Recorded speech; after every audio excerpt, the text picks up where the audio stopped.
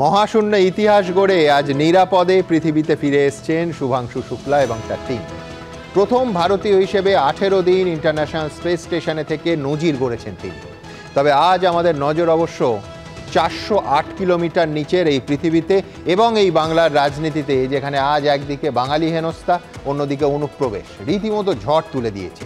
আজ সেই নিয়েই প্রথম প্রশ্ন।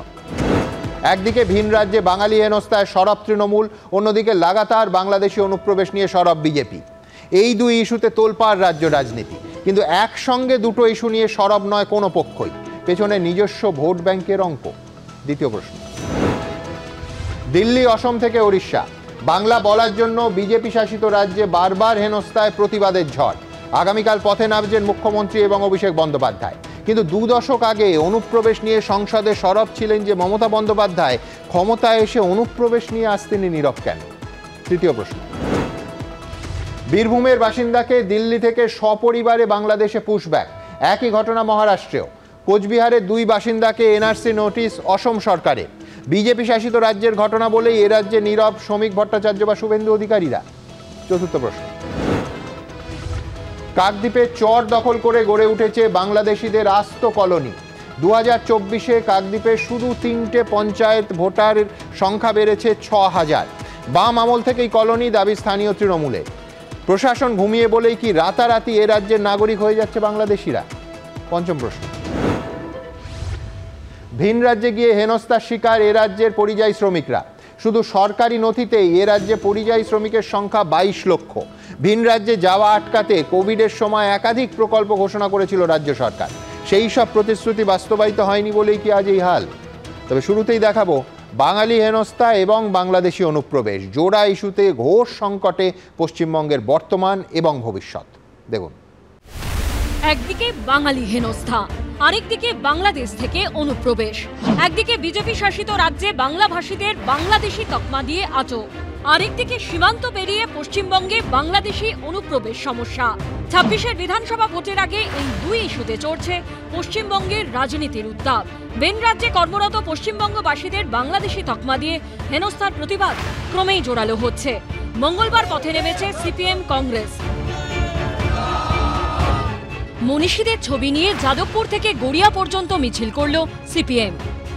ভিন রাজ্যে বাংলা ভাষীদের ওপর অত্যাচার করা হচ্ছে এবং পুরোটাই হচ্ছে আরএসএস বিজেপির মদতে, এবং সেই ইস্যুটাকে সামনে রেখেই কিন্তু আমরা দেখতে পাচ্ছি যে সিপিআইএম এর পক্ষ থেকে যাদবপুর থেকে গড়িয়া পর্যন্ত এই মিছিল করা হচ্ছে। ছত্তিশগড়, আসাম, ওড়িশা, মহারাষ্ট্র, রাজস্থান, দিল্লি, হরিয়ানা, গুজরাট, সেখানে ঘৃণার চাষ করা হচ্ছিল। বিভাজনের রাজনীতির এটাই ফল। বুধবার এই ইস্যুতেই পথে নামছে মমতা বন্দ্যোপাধ্যায়, অভিষেক বন্দ্যোপাধ্যায়। বিজেপি বাংলা বিরোধী, বিজেপি বাঙালি বিরোধী, বিজেপি বাংলা ভাষার বিরুদ্ধে। রাগ একটাই, কেন পশ্চিমবাংলার মানুষ বিজেপিকে ভোট দেয় না। তার জন্য আজকে বাঙালিদের বাংলা ভাষাকে অচ্ছুত করে দিতে চাইছে। উড়িষ্যা থেকে বাঙালিদের পশ্চিমবঙ্গবাসীকে খেদিয়ে দিয়েছে। আজকে দিল্লি থেকে 6 জন পশ্চিমবঙ্গবাসীকে বাংলাদেশে পুশব্যাক করিয়ে দেওয়া হয়েছে। রাজস্থানে পিটিয়ে মেরে দিয়েছে পরিযায়ী শ্রমিককে। গুজরাট থেকে তাড়িয়ে দিচ্ছে, মহারাষ্ট্র থেকে তাড়িয়ে দিচ্ছে। সুতরাং পশ্চিমবাংলায় যারা বাস করে তারা কি ভারতীয় নাগরিক নয়? কিন্তু এরই সঙ্গে এই প্রশ্ন উঠছে, বাংলায় কথা বললেই যেমন বাংলাদেশি নয়, এটা যেমন সত্যি, একজন পশ্চিমবঙ্গবাসীর হেনস্থাও যেমন বরদাস্ত করা যায় না, তেমনি বছরের পর বছর ধরে বাংলাদেশ থেকে অনুপ্রবেশের ফলে এই পশ্চিমবঙ্গের নাগরিকদেরই যেভাবে ক্ষতি হচ্ছে, রুজি রুটি বেহাত হয়ে যাচ্ছে, জনবিন্যাস পাল্টে যাচ্ছে, তার প্রতিবাদ কেন এখন জোরালোভাবে পথে নেমে করা হচ্ছে না? কোথাও না কোথাও ভারতবর্ষের অন্য রাজ্যের মানুষেরা তারা কিন্তু ইতিহাসটাকে ভুলে যাচ্ছেন রাজনীতির জন্য, এবং কোথাও না কোথাও আমার ব্যক্তিগতভাবে মনে হয় এই ঘটনাগুলির পেছনে কিন্তু রাজনৈতিক যোগ রয়েছে, সেটা উড়িষ্যার ঘটনা হোক কি আজকে দিল্লির ঘটনা হোক। কিন্তু এটাও আমাদের মাথায় রাখতে হবে, প্রধান সমস্যাটা হচ্ছে বাংলাদেশ থেকে অনুপ্রবেশ। এই মূল কারণ হচ্ছে অসুরক্ষিত আমাদের সীমানা। বাংলাদেশ থেকে যে অনুপ্রবেশ ঘটছে, সেই অনুপ্রবেশ ঘটার ঘটনা খুব নতুন নয়। শাসক পক্ষ বিরোধী পক্ষ উভয়ই তাদের নিজস্ব ভোট ব্যাংকের তাগিদে এই রকম একটা অনুপ্রবেশ ঘটানোর চেষ্টা করছেন। এই প্রবণতার বিরুদ্ধেও প্রতিবাদ করা যেমন প্রয়োজন, তেমনি বাংলা বললে তাকে রাজ্য থেকে বার করে দেব এবং মুসলমান হলে তাকে দেশ থেকেই বার করে দেব, এই বিপজ্জনক প্রবণতার বিরুদ্ধে প্রতিবাদ করার আশু প্রয়োজন আছে বলে আমি মনে করি। মমতা বন্দ্যোপাধ্যায় যখন বাঙালি হেনস্থা নিয়ে রাস্তায় নামছে, তখন তাকে পাল্টা কটাক্ষ করছে বিরোধীরা। বাংলাদেশ প্রীতি পশ্চিমবঙ্গ প্রীতি নয়, এখানে রোহিঙ্গা প্রীতি পশ্চিমবঙ্গ প্রীতি নয়। অতএব যারা বাংলাদেশ থেকে এখানে এসে তৃণমূলের কোর ভোটার, তাদেরকে তৃণমূল কংগ্রেস রক্ষা করবার জন্য তারা এখন ময়দানে নামছে, রাস্তায় নামছে। হঠাৎ পরিযায়ী শ্রমিকদের জন্য এত কুমিরের কান্না কাঁদছে দিদি, তাতে ভোট ছাড়া কি থাকতে পারে? দিদি যখন কাঁদবে তখন ভোট থাকবে, এটা মাথায় রাখবেন। দিদির কান্না মানে ভোটের বাজনা। 26-এর বিধানসভা ভোটে কি শেষ অবধি বাঙালি হেনস্থা বনাম বাংলাদেশি অনুপ্রবেশী প্রধান হয়ে উঠতে পারে? দীপক ঘোষ, রাজীব চৌধুরী ও আশাবুল হোসেনের রিপোর্ট, এবিপি আনন্দ। দেখুন, দুটো ইস্যুই মারাত্মক। একদিকে শুধুমাত্র বাংলা ভাষী হওয়ার কারণে গায়ে বাংলাদেশি তকমা সেঁটে যাচ্ছে, শুধুমাত্র বাংলায় কথা বলার জন্য কাউকে থানায় তুলে নিয়ে যাওয়া হচ্ছে, কাউকে ডিটেনশন ক্যাম্পে পাঠিয়ে দেওয়া হচ্ছে, এমনকি পুশব্যাক করে সীমান্ত পার করে বাংলাদেশে পাঠিয়ে দেওয়া হচ্ছে এ রাজ্যের বৈধ নাগরিকদের। এই জিনিস একবার নয়, এই অনুষ্ঠানে দেখাবো একাধিকবার হয়েছে। আর অন্য ইস্যুটা ক্যান্সারের মতোই মোটামুটি নিঃশব্দে ছড়িয়ে পড়ছে এবং বদলে দিচ্ছে গোটা রাজ্যের জনবিন্যাস। বাংলাদেশ থেকে বেআইনি অনুপ্রবেশ যা দশকের পর দশক ধরে চলে আসছে, এবং আশঙ্কা যে বাংলাদেশের সাম্প্রতিক এই অশান্তির পর চূড়ান্ত জায়গায় পৌঁছে গেছে এই অবৈধ অনুপ্রবেশ। এবার মুশকিলটা হলো যে এ রাজ্যের রাজনৈতিক দলগুলো এবং তাদের যাবতীয় ইকোসিস্টেম ঠিক দুটো ভাগে বিভক্ত। প্রথম দল শুধুমাত্র প্রথম ইস্যুটা নিয়ে মুখ খোলে, রাস্তায় নামে, ঠিক কাজই করে, কিন্তু দ্বিতীয় ইস্যুটা নিয়ে তারা একেবারে স্পিকটি নট। আবার দ্বিতীয় দলটা শুধুমাত্র অনুপ্রবেশ নিয়ে সরব হয়, প্রথম ইস্যুটা নিয়ে সাত চরেও তাদের মুখে রাটি নেই। দু দলেরই অবস্থান আসলে ভোটের স্বার্থে। আমরা অবশ্য রাজনৈতিক স্বার্থের পরোয়া করি না, তাই এই অনুষ্ঠানে পশ্চিমবঙ্গের সামনে এই মুহূর্তের সব থেকে বড় দুটো চ্যালেঞ্জ নিয়ে সমানভাবে আজ আলোচনা হবে। আমার প্রথম বক্তা আজ অরূপ চক্রবর্তী। অরূপের কাছে আসব। গোটা দেশের একাধিক রাজ্য, বিশেষ করে উড়িষ্যা, মহারাষ্ট্র, দিল্লি বা অন্যত্র যা চলছে তার প্রতিবাদে আগামীকাল এই রাজ্যের মুখ্যমন্ত্রী এবং অভিষেক বন্দ্যোপাধ্যায় পথে নামছেন। যথার্থ উদ্যোগ, নাবাই উচিত, সাধু উদ্যোগ। কিন্তু যে মমতা বন্দ্যোপাধ্যায় 2011-তে ক্ষমতায় আসার আগে পর্যন্ত বাংলাদেশ থেকে বেআইনি অনুপ্রবেশ নিয়ে গোটা দেশের মধ্যে সব থেকে বেশি সরব ছিলেন, তিনি অনুপ্রবেশ নিয়ে আজ নীরব কেন? অনুপ্রবেশ ইস্যুতে তৃণমূল কবে পথে নামবে? অরূপ চক্রবর্তীর কাছে যাবে। শুনুন, প্রশ্নটা অনুপ্রবেশের ইস্যুই নয়, প্রশ্নটা হচ্ছে বাঙালি ঘৃণা এবং বাঙালি বিদ্বেষ যে চূড়ান্ত উচ্চতায় পৌঁছেছে। অনুপ্রবেশের ইস্যুই নয়, এক্ষেত্রে কোনো ইস্যুই নয়, কারণ হচ্ছে প্রথম টার্গেট হচ্ছে বাঙালি। আপনি বাংলাদেশি সেটা পরের প্রশ্ন, প্রথম টার্গেট হচ্ছে বাঙালি। কেন বলছি সুমন, যখন অমিত শাহ বলেছিল বাঙালিকে টার্মাইট, উইপোকা, কোট আনকোট, কোনো বাংলাদেশিকে বলেনি, কারণ ওরা এই রাজ্যের ক্ষমতা দখল করতে পারেনি। যখন কৈলাস বিজয়বর্গীয় বলেছিল পোহা খাতা হ্যায়, তাইও বাংলাদেশি, তখন এই পশ্চিমবাংলার বাঙালিদেরকে ধরে টার্গেট করে বলেছিল পোহা খাতা হ্যায়। ও বাংলাদেশের কোন বাঙালিকে বলেছে সেটা আমার কাছে বিচার্য নয়, পশ্চিমবাংলার বাঙালিকে বলেছিল। যখন রাজস্থান সরকার পরিযায়ী শ্রমিকদের আটকে রাখে, তাদের ভোটার কার্ড, আধার কার্ড, এমনকি পাসপোর্ট রয়েছে, তাকে বাংলাদেশে পাঠিয়ে দেওয়া হয়। আজকে মহারাষ্ট্রের ঘটনা সামনে এসেছে। অরূপের এই পরের প্রশ্নটা তুলে রাখলাম অরূপের বক্তব্যের পরে। আজকে সামনে আসছে কখন, মুখ্যমন্ত্রী মমতা বন্দ্যোপাধ্যায় যখন প্রতিবাদটা করলেন যে 4 জন মহারাষ্ট্রের বুক থেকে পুশব্যাক করে তাদেরকে বাংলাদেশে পাঠিয়ে দেওয়া হলো। আমি তর্কের খাতিরে ধরে নিলাম তারা নাকি বাংলাদেশি, তাই আপনি বর্ডার দিয়ে কার্যত পুশব্যাক করে পাঠিয়ে দিলেন। বিএসএফ এর সাথে বিজিবির ফ্ল্যাগ মিটিং হলো, কুচবিহারের এসপিকে মুখ্যমন্ত্রী নির্দেশ দিলেন ওখানে লিয়াজো মেনটেন করতে। তারপর যখন দুই দেশের মধ্যে ফ্ল্যাগ মিটিং হলো, তারপর ভারতবর্ষে তাদের ফিরিয়ে আনা হলো। প্রশ্নটা হচ্ছে ভারতবর্ষে ফিরিয়ে আনলেন কেন? তার মানে আপনি অ্যাকনলেজ করলেন তারা ভারতবর্ষের নাগরিক। তাহলে ভারতবর্ষের নাগরিককে আপনি ঘাড় ধাক্কা দিয়ে বাংলাদেশে পাঠিয়েছিলেন কেন? এই প্রশ্নের উত্তরটা দিয়ে দিই। অরূপের সঙ্গে এখানে সম্পূর্ণ আমি একমত, আমি ডেটা দিয়ে দেখাবো। আমি এই উত্তরটা দিয়ে দিয়েছেন হেমন্ত বিশ্ব শর্মা, আসামের মুখ্যমন্ত্রী। তিনি বলছেন মাতৃভাষা লিখলে বিদেশি খোঁজা সহজ হবে। ভাবুন, আসামের বুকে অন্তত 1/3 বেশি মানুষ বাংলা ভাষাভাষী, 1/3 বেশি। শিলচরে বরাক উপত্যকার বিস্তীর্ণ মানুষ, বরাকের ভাষা আন্দোলন আজও আমরা কেউ ভুলিনি। এতজন বাঙালি শহীদের রক্ত এদেশের বুকে খুব কম ঝরেছে। আজকে তাদেরকে বলা হচ্ছে তুমি যদি তোমার মাতৃভাষা লেখো বাংলা, তাহলে তোমাকে বাংলাদেশি বলে ট্রিট করতে আমার সুবিধা হবে। আমার তো জানতে ইচ্ছে করে, এই তরুণ জ্যোতি বিজেপির প্রতিনিধি রয়েছে, ওর নতুন রাজ্য সভাপতি সুমন, আপনার সাথে অনেকবার এসছে যুক্তিতর্কে, আমি দেখি শক্তি চট্টোপাধ্যায়ের কবিতা খুব ভালো আওড়ান, আমার ভালো লাগে শুনতে। সো ওখানে যদি শ্রমিক ভট্টাচার্য প্রচারে যান, কোনোদিন ওনার নামে আবার ফরেনার্স ট্রাইব্যুনালে একটা নোটিশ আসবে না তো? কারণ উনি শক্তি চট্টোপাধ্যায়ের কবিতা আওড়ান। এবার মুশকিল হচ্ছে ওরা তো হিন্দু বা মুসলমান থেকে বিভেদ করছে না। আজকে ধরুন আসামের বিজেপির নেত্রী ববিতা দাস হিন্দু, তাকে আসামের এনআরসি ডিটেনশন ক্যাম্পে পাঠিয়ে দেওয়া হয়েছে। কারা পাঠিয়েছে? আসামের সরকার। আজকে আমাদের বক্তব্য খুব পরিষ্কার, দেখুন একটার পর একটা। এই যে উত্তম কুমার, কিন্তু ওই পরিষ্কার বক্তব্যটা অনুপ্রবেশ নিয়ে বলছো না, দিনের পর দিন ক্যান্সারের মতো আমাদের এই গোটা রাজ্যের জনবিন্যাস পাল্টে দিচ্ছে যে অনুপ্রবেশ। একদম সুমন, উত্তম কুমার ব্রজবাসী কুচবিহারের দিনহাটার একজন বাসিন্দা, জীবনে কোনোদিন পশ্চিমবঙ্গ তো দূর, কুচবিহারের বাইরে যাননি। তার ভোটার তালিকায় 2020 সালের নাম আছে, 2008 সালের ভোটার লিস্ট আছে, চাইলে আমি আপনাকে দেখাতে পারি। শুধু তাই নয়, তার বাবা নরেন্দ্রনাথ ব্রজবাসী, আমি এখানে যেটা দেখাচ্ছি 1966 সালের ইলেকটোরাল রোলের certified copy of electoral roll, Narendranath Brajabasi তার বাবার, সেইখানে পার্ট নাম্বার 221, সিরিয়াল নাম্বার 100। অর্থাৎ 1966 সালে যার বাবার নাম রয়েছে, তাকে ফরেনার্স ট্রাইব্যুনাল অ্যাক্টে নোটিশ পাঠাচ্ছে কে?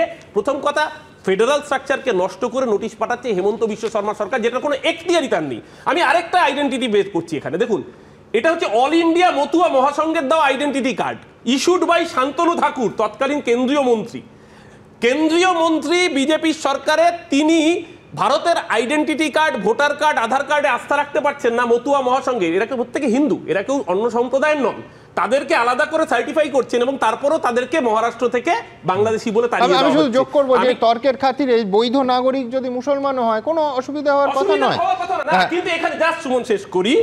আজকে শক্তি চট্টোপাধ্যায়ের কবিতা আওড়ানো শ্রমিক ভট্টাচার্যের কাছে জানতে ইচ্ছা করে, আজকে যদি সংখ্যালঘু মুসলমানরাই শক্তি চট্টোপাধ্যায় আউরে বলেন যেতে পারি, কিন্তু কেন যাব, আমরাও তো এদেশের নাগরিক, ভাবছি ঘুরে দাঁড়ানোই ভালো। সুমন শেষ করছি, কবি সুমনের গানের 4টে বিখ্যাত লাইন। বাংলা ভাষাকে বলেছ আঞ্চলিক, বাংলা ভাষাকে বলেছ আঞ্চলিক, হিন্দি রাষ্ট্র মতবাদ গড়ে তুলে, দরকার হলে আমি খুব প্রাদেশিক, রাষ্ট্র মানি না নিজের ভাষাকে ভুলে। যারা আমার ভাষার উপরে নিজের ভাষার আধিপত্যকে চাপিয়ে দিতে চায়, তাদের বিরুদ্ধে প্রতিবাদ জানাতে সমস্ত বাঙালি আসুন কালকে মুখ্যমন্ত্রী মমতা বন্দ্যোপাধ্যায়ের ডাকে। কোনো সন্দেহ নেই যে সাধারণ যে ডেসিবেলে অরূপ কথা বলে, তার থেকে অনেক গুণ বেশি ডেসিবেলে বাঙালি জাত্যাভিমান জাগিয়ে তোলার প্রাণপণ চেষ্টা করলো। কিন্তু জানেন, এই গত 4 মিনিট ধরে আমি একদম শুরুতে রিপিট টেলিকাস্টে দেখবেন যেটা বললাম, যে দুটো দল, একটা দল একটা ইস্যু নিয়ে কথা বলে, আরেকটা দল আরেকটা ইস্যু নিয়ে কথা বলে, কেউ দুটো ইস্যু নিয়ে একসঙ্গে কথা বলে না। কেন তারা বলতে পারে না, এই প্রশ্ন আমাদের থাকবে। তার কারণ অরূপ 4 মিনিট ধরে প্রমাণ করলো যে ও অনুপ্রবেশ ইস্যুটাকে প্রথমে শুরুই করলো, সেটা পরের প্রশ্ন। কেন পরের প্রশ্ন? আমি বলছি আজ থেকে ফ্ল্যাশব্যাকে 2011 পূর্ববর্তী অংশে যদি আপনারা চলে যান, এই পরের প্রশ্ন বললে গোটা দেশের মধ্যে সব থেকে জোরে, সব থেকে সরব, সব থেকে তীব্র প্রতিবাদ যিনি জানাতেন ভারতবর্ষে, তার নাম মমতা বন্দ্যোপাধ্যায়। আমি একটার পর একটা উদাহরণ দেব। 2005 সাল থেকে সেই একক সাংসদ, তৃণমূল কংগ্রেসের আর কোনো সাংসদ জিততে পারেননি সেই নির্বাচনে, কি প্রচণ্ড লড়াই করেছেন যে অনুপ্রবেশ ইস্যু কিভাবে এই বাংলার ভবিষ্যৎ এবং বর্তমানকে কুড়ে কুড়ে শেষ করে দিচ্ছে, কিভাবে জঙ্গি অনুপ্রবেশের কারণ হচ্ছে। এবং আজকে হুবহু যে ইস্যুগুলো এই অনুষ্ঠানেই দেখাবো, সেই ইস্যুগুলো তুলেছিলেন সংসদে, আবার বলছি একা সাংসদ মমতা বন্দ্যোপাধ্যায়। আমি প্রথমে দেখাবো যে বাম আমলে এই অনুপ্রবেশ ইস্যুতে সংসদের সবথেকে বেশি সোচ্চার সেই মমতা বন্দ্যোপাধ্যায়, সেই দৃশ্য যেখানে স্পিকার সোমনাথ চট্টোপাধ্যায়, তিনি সেই মুহূর্তে ছিলেন না, নোটিশ খারিজ করে দিয়েছেন। অগ্নিশর্মা মমতা বন্দ্যোপাধ্যায় হাতের কাগজ ছুঁড়ে প্রতিবাদ করেছিলেন। এই মুহূর্তে পর্দায় সেই ছবি।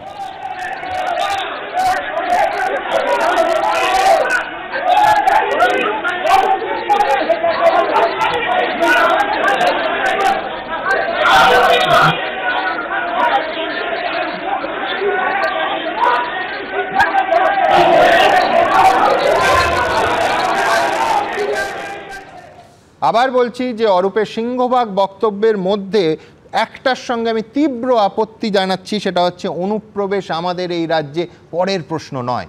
বরঞ্চ আগের প্রশ্ন। আমি এইখানে আবার মমতা বন্দ্যোপাধ্যায়কে কোট করব 2005 সালের 4 আগস্ট এবিপি আনন্দকে এই ঘটনার পর দেয়া একটি সাক্ষাৎকারে এই অনুপ্রবেশ ইস্যুতে কী বলেছিলেন, এবং আজকে দর্শকরা বিচার করবেন যে আজকে 2025-এর এই জুলাই মাসে দাঁড়িয়ে, এই 15ই জুলাই দাঁড়িয়ে তার ছবিটা কতটা পাল্টেছে। দেখুন, বাংলার একটা ইস্যু তুলতে গিয়েছিলাম, যে ইস্যুটা বাংলায় মানুষকে খুব ভাবাচ্ছে। আগামী দিন বাংলার মানুষ বাংলায় থাকতে পারবে কিনা এই সন্দেহ দেখা দিয়েছে। অনুপ্রবেশ ইস্যুটাকে রাজ্যপাল পশ্চিমবাংলায় বলছে এটা টাইম বোমের মতো।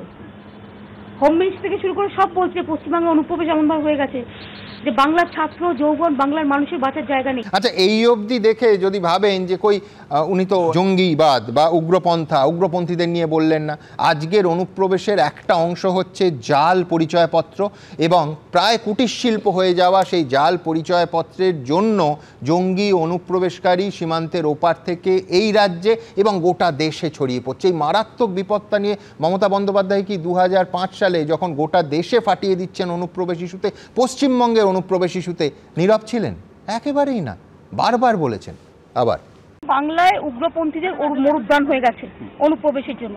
ভোটার লিস্টে বিদেশি ভোটার লিস্টের নাম এবং ইন্ডিয়ার নাম একই সাথে আছে। আইডি কার্ড, ওদেরও আইডি কার্ড, আমাদেরও আইডি কার্ড। ফলে বাংলার শান্তি বিপন্ন, মানে দেশের শান্তি বিপন্ন।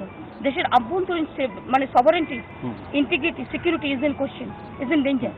দেখুন, নিন্দুকরা প্রশ্ন তুলতে পারে যে তখন অনুপ্রবেশকারীরা হয়তো বামফ্রন্টকে ভোট দিত বলে মমতা বন্দ্যোপাধ্যায় সরব, আজকে অনুপ্রবেশকারীরা কি তৃণমূল কংগ্রেসকে ভোট দেয়? আমি সেদিকে যাব না, কিন্তু আবার আমি বলছি যে এই রাজ্যে সবথেকে বেশি দুর্ভাগ্য হচ্ছে রাজনৈতিক দলগুলো এমন মেরুকরণ হয়েছে এই দলগুলোর, যে কেউ অনুপ্রবেশ নিয়ে কথা বললে তিনি সমান্তরালভাবে কেন একই রকম সরব হবেন না যে ওই বাঙালি পরিচয় শুধুমাত্র বাংলা বলার জন্য যারা নির্যাতিত হচ্ছে, যাদের ওপর অত্যাচার চলছে, কার্যত যাদের বর্তমান এবং ভবিষ্যৎ অন্ধকারের মুখোমুখি চলে যাচ্ছে তাদের হয়ে। আমি বলছি এটা তো ফ্যাক্ট যে বাংলায় কথা বললে হেনস্থা হচ্ছে যে রাজ্যে, তার প্রায় প্রত্যেকটাই বিজেপি শাসিত রাজ্য। এক্ষুনি আমার পরের বক্তা তরুণজ্যোতি বলবে যে সুমনদা, এ তো বাংলাদেশি অনুপ্রবেশকারী, কি করে তুমি বলছো যে এরা আমাদের রাজ্যের বৈধ নাগরিক? আমি বলছি কাগজপত্র, ভেরিফাইড কাগজপত্র তাই বলছে। এদের আটক করা হয়েছে, পুশব্যাক করা হয়েছে। তরুণ, আমি বলছি পরপর কটা উদাহরণ রাখবো। মহারাষ্ট্র থেকে বাংলাদেশে যে 5 জনকে পুশব্যাক করা হয়েছিল, আমার বলতেও খারাপ লাগছে, তাদের মধ্যে 2 জন উত্তর 24 পরগনার বাগদার বৈধ ভারতীয় নাগরিক, 1 জন বর্ধমানের মন্তেশ্বরের বৈধ ভারতবাসী, আর 3 জন মুর্শিদাবাদের বৈধ নাগরিক। ঠিক একইভাবে দিল্লি থেকে বীরভূমের পাইকর থেকে 2 জনকে বাংলাদেশে পাঠিয়ে দেওয়া হয়েছিল। আমি বলছি এখন ভুল বুঝতে পেরে তাদের ফেরত আনার প্রক্রিয়া চলছে। ভাবতে পারেন, ভাবুন যে এই অন্যায়ের প্রতিবাদে সিপিএম আজকে নামছে, কংগ্রেস সকালে নেমেছে, তৃণমূল কংগ্রেস আগামীকাল নামবে। তরুণের কাছে আমার প্রথম প্রশ্ন থাকবে, এ রাজ্যের প্রধান বিরোধী দল হিসেবে তোমাদেরও তো এর প্রতিবাদে রাস্তায় নামা উচিত, নাকি বিজেপি শাসিত রাজ্য বলে বলবে যে যা ওখানে হয়েছে বেশ হয়েছে? তরুণজ্যোতি তিওয়ারি। সুমনদা, একটা কথা দিয়ে আজকে শুরু করি, আমার রাজনৈতিক পরিচয় একটু সাইডে রেখে কিছুক্ষণের জন্য। বেশ অনেক বছর আগে, 71 সালের আগে, একটা লোককে, একজন MA LLB পাস একটা লোককে, নদিয়ার উল্টো দিকে জায়গাটার নাম হচ্ছে কুষ্টিয়ার পরাণখালী বলে একটা ছোট্ট জায়গা আছে, সেখানে তার স্ত্রীকে নিয়ে চলে আসতে হয়েছিল রাতারাতি, তার সব জমি জামা প্রপার্টি ছেড়ে। সেখানে সহাবস্থান ছিল, প্রতিবাদ মানে প্রতিবেশী সুলভ আচরণ ছিল, বন্ধু ছিল, ভাষাও এক ছিল, তাও চলে আসতে হয়েছিল। লোকটার নাম তপন কুমার তিওয়ারি, পৃথিবীতে নেই, আমার বাবা। সব কিছু এক থাকার পরও চলে আসতে হলো কেন সুমনদা? বাঙালি তো, বাংলাদেশিরাও কিন্তু বাংলা ভাষাতেই কথা বলে, সুতরাং এই জেনারেল বাংলা ভাষায় কথা বলে বলে ভারতীয় বাঙালি বলার কোনো কারণ নেই। এই পুরো ইস্যুটা যেখান থেকে আসলো, তৃণমূলের একটা কালকে দেখলাম মিটিং ফিটিং করে দিল্লিতে, বাঙালি বস্তিতে নাকি বাঙালিদের উপর প্রচুর অত্যাচার হচ্ছে। আচ্ছা, এই তো আমার হাতে অর্ডার কপিতে কি আছে? একটা লোকের জমি, সে জমির পাশে একটা মন্দির তৈরি হয়েছে, একটা মসজিদ তৈরি হয়েছে, মসজিদ থেকে ইলেকট্রিসিটি কানেকশন নেওয়া হয়েছে, ইলিগালি জমি দখল করে লোকজন থাকছে, কোর্টে মামলা হয়েছে, জাজমেন্ট হয়েছে, ডিগ্রি এক্সিকিউশন হয়েছে, তার বদলে কারেন্ট কাটে গেছে। যে মামলা করেছিল ভদ্রলোক শৈলেশ কুমার, তিনি বলেছেন সরকারের সাহায্যে ওরা ওখানে আছে। তাহলে বিজেপি কোত্থেকে কি করলো সুমনদা? এই বারবার একটা বড় বড় কথা আমি বলছি তুমি হিমন্ত বিশ্ব শর্মার বক্তব্যটা শোনোনি? সব বলবো দাদা, একটা উদাহরণ দিল ব্রজবাসী সাহেব, ব্রজবাসী বাবুর কথা বললেন, খুব ভালো বলেছেন, দারুণ বলেছেন, কিন্তু ব্রজবাসী বাবুর কথাগুলো কি তারা শুনেছেন?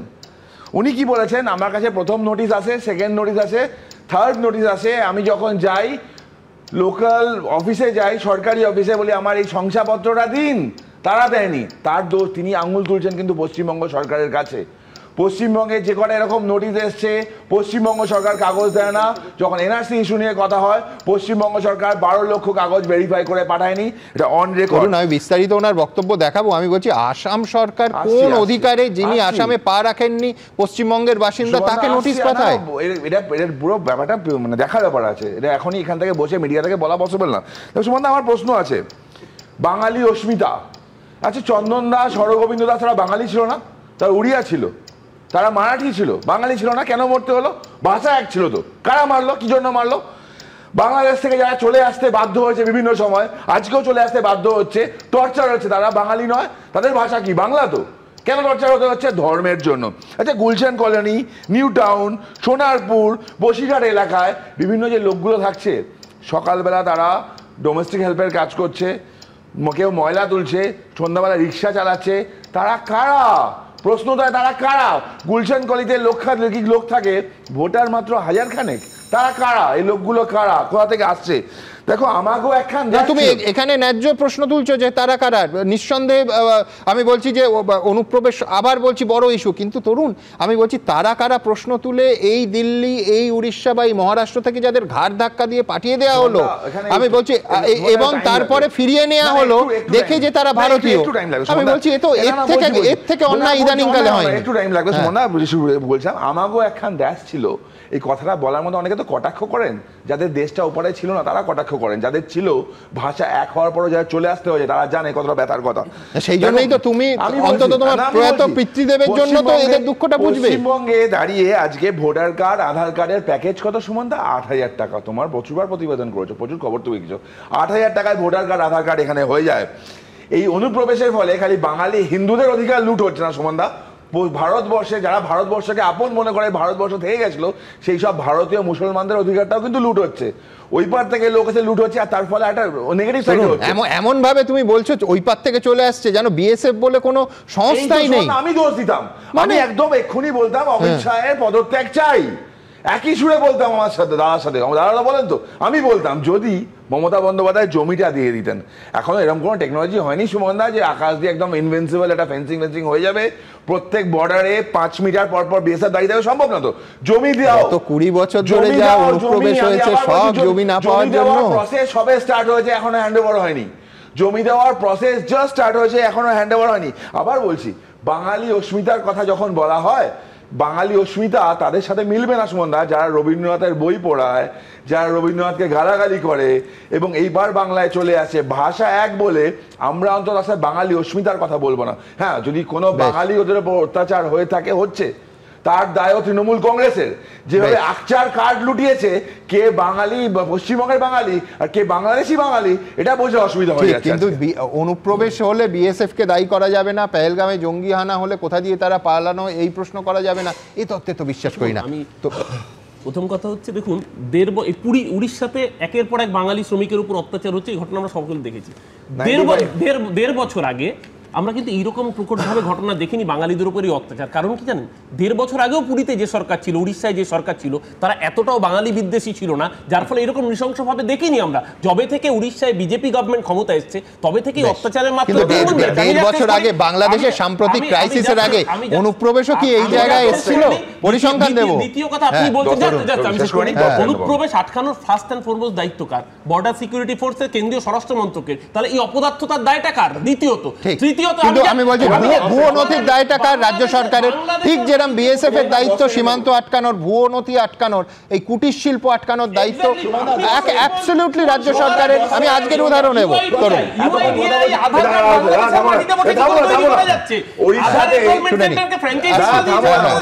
ওড়িশাতে যারা ধরা পড়লো না, তার 95% এখন পর্যন্ত ভেরিফিকেশন যা হয়েছে 95% বাংলাদেশি। অস্বীকার করবে। তারা কার্ডটা পেলো কোথা থেকে? তোমরা কার্ড বানাচ্ছ কেন? দেশের সম্পদ বিক্রি করছো, দেশ বিক্রি করছো ভোটের জন্য, তোমরা দেশ বিক্রি করছো ভোটের জন্য, তোমরা দেশ বিক্রি করছো ভোটের জন্য, তোমরা দেশ বিক্রি করছো। বাঙালি হিন্দু মুর্শিদাবাদে কারা ছিল? মুর্শিদাবাদে কারা ছিল? মুর্শিদাবাদে কারা ছিল? গোবিন্দ দাস কে ছিল? চন্দন দাস কে ছিল? এমনি তো ধরুন সারনেম দেখে মনে হচ্ছে আজকে আমি সমেত যারা যারা আছি এখানে প্রত্যেকে বাঙালি। আমি এই বাঙালি সত্তা, খানিকক্ষণ আগে বাঙালি বস্তি বলে একটা শব্দবন্ধ তরুণ ব্যবহার করলো। দিল্লিতে যেটা হয়েছে, আমি দ্রুত এক নজরে একবার দিল্লির ছবিটা এবং দিল্লির উদ্ভূত বিতর্কটা দ্রুত একবার দেখে নেব। কখনো দিল্লি, কখনো উড়িষ্যা, বাংলা ভাষায় কথা বলার শাস্তি। কোথাও বিদ্যুতের লাইন কেটে দেওয়া হয়েছে, তো কোথাও শ্মশান বাংলাদেশে পাঠিয়ে দেবার অভিযোগ উঠেছে। কেউ আবার হেনস্থার শিকার হয়ে ফিরে ভয়াবহ অভিজ্ঞতার সাক্ষী থেকেছেন। আমি বাঙালি হয়ে মানে আমি ইন্ডিয়ান হয়ে বাঙালি হয়ে আমাদেরকে বাংলাদেশি সন্দেহ করে এইভাবে হয়রানি করা হচ্ছে বাইরে। ভয় লাগছে, এইভাবে যদি বারবার এরকম ধরা হয়, হেনস্থা করা হয়, তো এমনি তো ভয় লাগবে। গত কয়েকদিনে বারবার এই ছবি উঠে এসেছে বিভিন্ন রাজ্য থেকে। প্রথমেই দিল্লির বসন্ত কুঞ্জ। এখানে মসুদপুরের পাশে রয়েছে জয় হিন্দ ক্যাম্প। প্রায় ১৫০০ ঝুপড়ি এখানে, ৫০০ বাংলা ভাষীদের বসবাস। স্থানীয়দের দাবি, গত ২০-২৫ বছরে ফাঁকা জমিতে এই বস্তি তৈরি হয়েছে। পরবর্তী এই জমির মালিক আদালতের দ্বারস্থ হন। সম্প্রতি সেই মামলায় জমি খালি করার নির্দেশ দিয়েছে দিল্লির পাতিয়ালা হাউস কোর্ট। অভিযোগ এরপরই এই বস্তির বিদ্যুৎ সংযোগ কেটে দিয়েছে বিজেপি শাসিত দিল্লি সরকার। এখানকার বাসিন্দাদের সিংহভাগই কোচবিহারের দিনহাটা ও তার আশেপাশের অঞ্চলের বাসিন্দা। তাদের কাছে রয়েছে ভোটার কার্ডও। কোচবিহার দিনহাটা, আমি এখানে আছি 2003-এ, 2011-এ বানা আছে আধার কার্ড, ভোটার ফটো বানা আছে 2019-এ এই টাকার। তার আগে তো কোনো সুযোগ সুবিধা ছিল না, তারপর নতুন করে বানা শুরু করেছে এখন। কেউ কেউ আবার দিল্লিতে ভোটার লিস্টের নাম তুলে ফেলেছেন। গত দিল্লি বিধানসভা নির্বাচনে ভোটও দিয়েছেন, কিন্তু অভিযোগ এখন তাদের বাংলাদেশি রোহিঙ্গা বলে দাগিয়ে দেওয়া হচ্ছে। ভোট দিয়েছি, আমি নিজে গেছি, আমার এই বস্তির আমাদের ভোটের লিস্ট আছে আমার কাছে। এই বস্তির যতগুলো ভোট আছে আমাদের কাছে লিস্ট আছে, আমি নিজে বুথের মধ্যে বসছি। রোহিঙ্গা বলে নাই তো বাংলাদেশি বলে, রোহিঙ্গা বাংলাদেশের সাথে সাথে রোহিঙ্গা বলে, বাংলা বলে দেখে এই কথাটা বলে। এই অবস্থায় এদের পাশে দাঁড়িয়েছে তৃণমূল। বাংলা ভাষা কথা বললেই বিজেপি বলে রোহিঙ্গা বা বাংলাদেশি, বিদেশি, মানে বাংলা ভাষার ওপর একটা আক্রমণ হচ্ছে বিজেপির। কাল আমাদের দলনেত্রী পদযাত্রা করছেন এই বিষয় নিয়ে। সারা দেশে বাঙালিরা যে সম্মান পায়, সেটা এখানে বাঙালিরা অন্তত থাকলে মমতা বন্দ্যোপাধ্যায়ের কাছ থেকে শুধু ভোটের সময় সম্মান পায়, বাকি সময় পায় না। ভোটের সময় বাঙালিদের জন্য পথে নামেন, বাকি সময় আপনারা দেখবেন না যে বাঙালিদের জন্য কিছু করেছেন কিনা উনি। দানিশ শেখ স্ত্রী ও ছেলেকে নিয়ে দীর্ঘদিন ধরেই দিল্লির রোহিণীর ২৬ নম্বর সেক্টরে থাকতেন। অভিযোগ, গত ১৭ই জুন তাদের গ্রেপ্তার করে দিল্লি পুলিশ। তারপর ২৬ তারিখে তাদের বাংলাদেশে পাঠিয়ে দেওয়া হয়। সেখানেই আজকে রয়েছেন তারা। যদিও পরিবারের দাবি, এদের আসল বাড়ি বীরভূমের পাইকর। অভিযোগ, একইভাবে বীরভূমেরই বাসিন্দা সুইটি বিবি ও তার ২ ছেলেকেও গ্রেপ্তার করে বাংলাদেশে পাঠিয়ে দিয়েছে দিল্লি পুলিশ। পুলিশে ধরে নিয়ে যাচ্ছে, তো ছাড়ে না। আমাদের গাঁয়ে সব ডকুমেন্ট আছে, সব আছে, 2টা বাচ্চা আছে, বাচ্চা 2টাকেও নিয়ে যাচ্ছে, তখন বাংলাদেশ পাচার করেছে। উড়িষ্যায় কাজে গিয়ে আটকে গেছিলেন নদিয়ার কালীগঞ্জ বিধানসভার 22 জন। তাদের নিয়ে সরব হন তৃণমূল সাংসদ মহুয়া মৈত্র। অবশেষে তাদের মধ্যে 7 জন ফিরে এসেছেন, কিন্তু এখনো আজকে রয়েছেন 15 জন। মোবাইল ফোবাইল ওইসব লেলে পর বলছে ব্যাগ গুটিয়ে তারপরে থানায় গাড়িতে তুললে হল।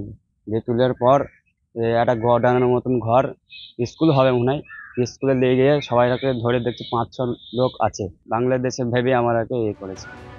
উত্তর 24 পরগনার কদম্বগাছি 3 জন ও দেগঙ্গার 1 জন বাসিন্দা। দীর্ঘদিন ধরে উড়িষ্যায় কাপড়ের ব্যবসা করতেন তারা, কিন্তু অভিযোগ, প্রয়োজনীয় নথি থাকা সত্ত্বেও উড়িষ্যার পুলিশ তাদের আটকে রাখে। বাঙালি বলে তো বাংলাদেশি নয়, বাঙালি তো আমরা পশ্চিমবাংলার বাসিন্দা। তাদেরকেও হেনস্থা করেছে। তারপরে অনেক দেখানোর পরে, কাগজপত্র বা ডকুমেন্টস দেখানোর পরে বা রাজ্য সরকার উদ্যোগ নেওয়ার পরে তাদেরকে ছাড়া হয়েছে। তারা বাড়ি এসছে, তারা কিন্তু আর এখন যেতে পারছে না। তাদের একটা ভীতু ভয় কাজ করছে, বা পরিবারের লোক আর যেতে চাইছে না। অবশেষে বাড়ি ফিরলেও অনেকে ভয়, আতঙ্কে আর কাজের জন্য ভিন রাজ্যে যেতে চাইছেন না।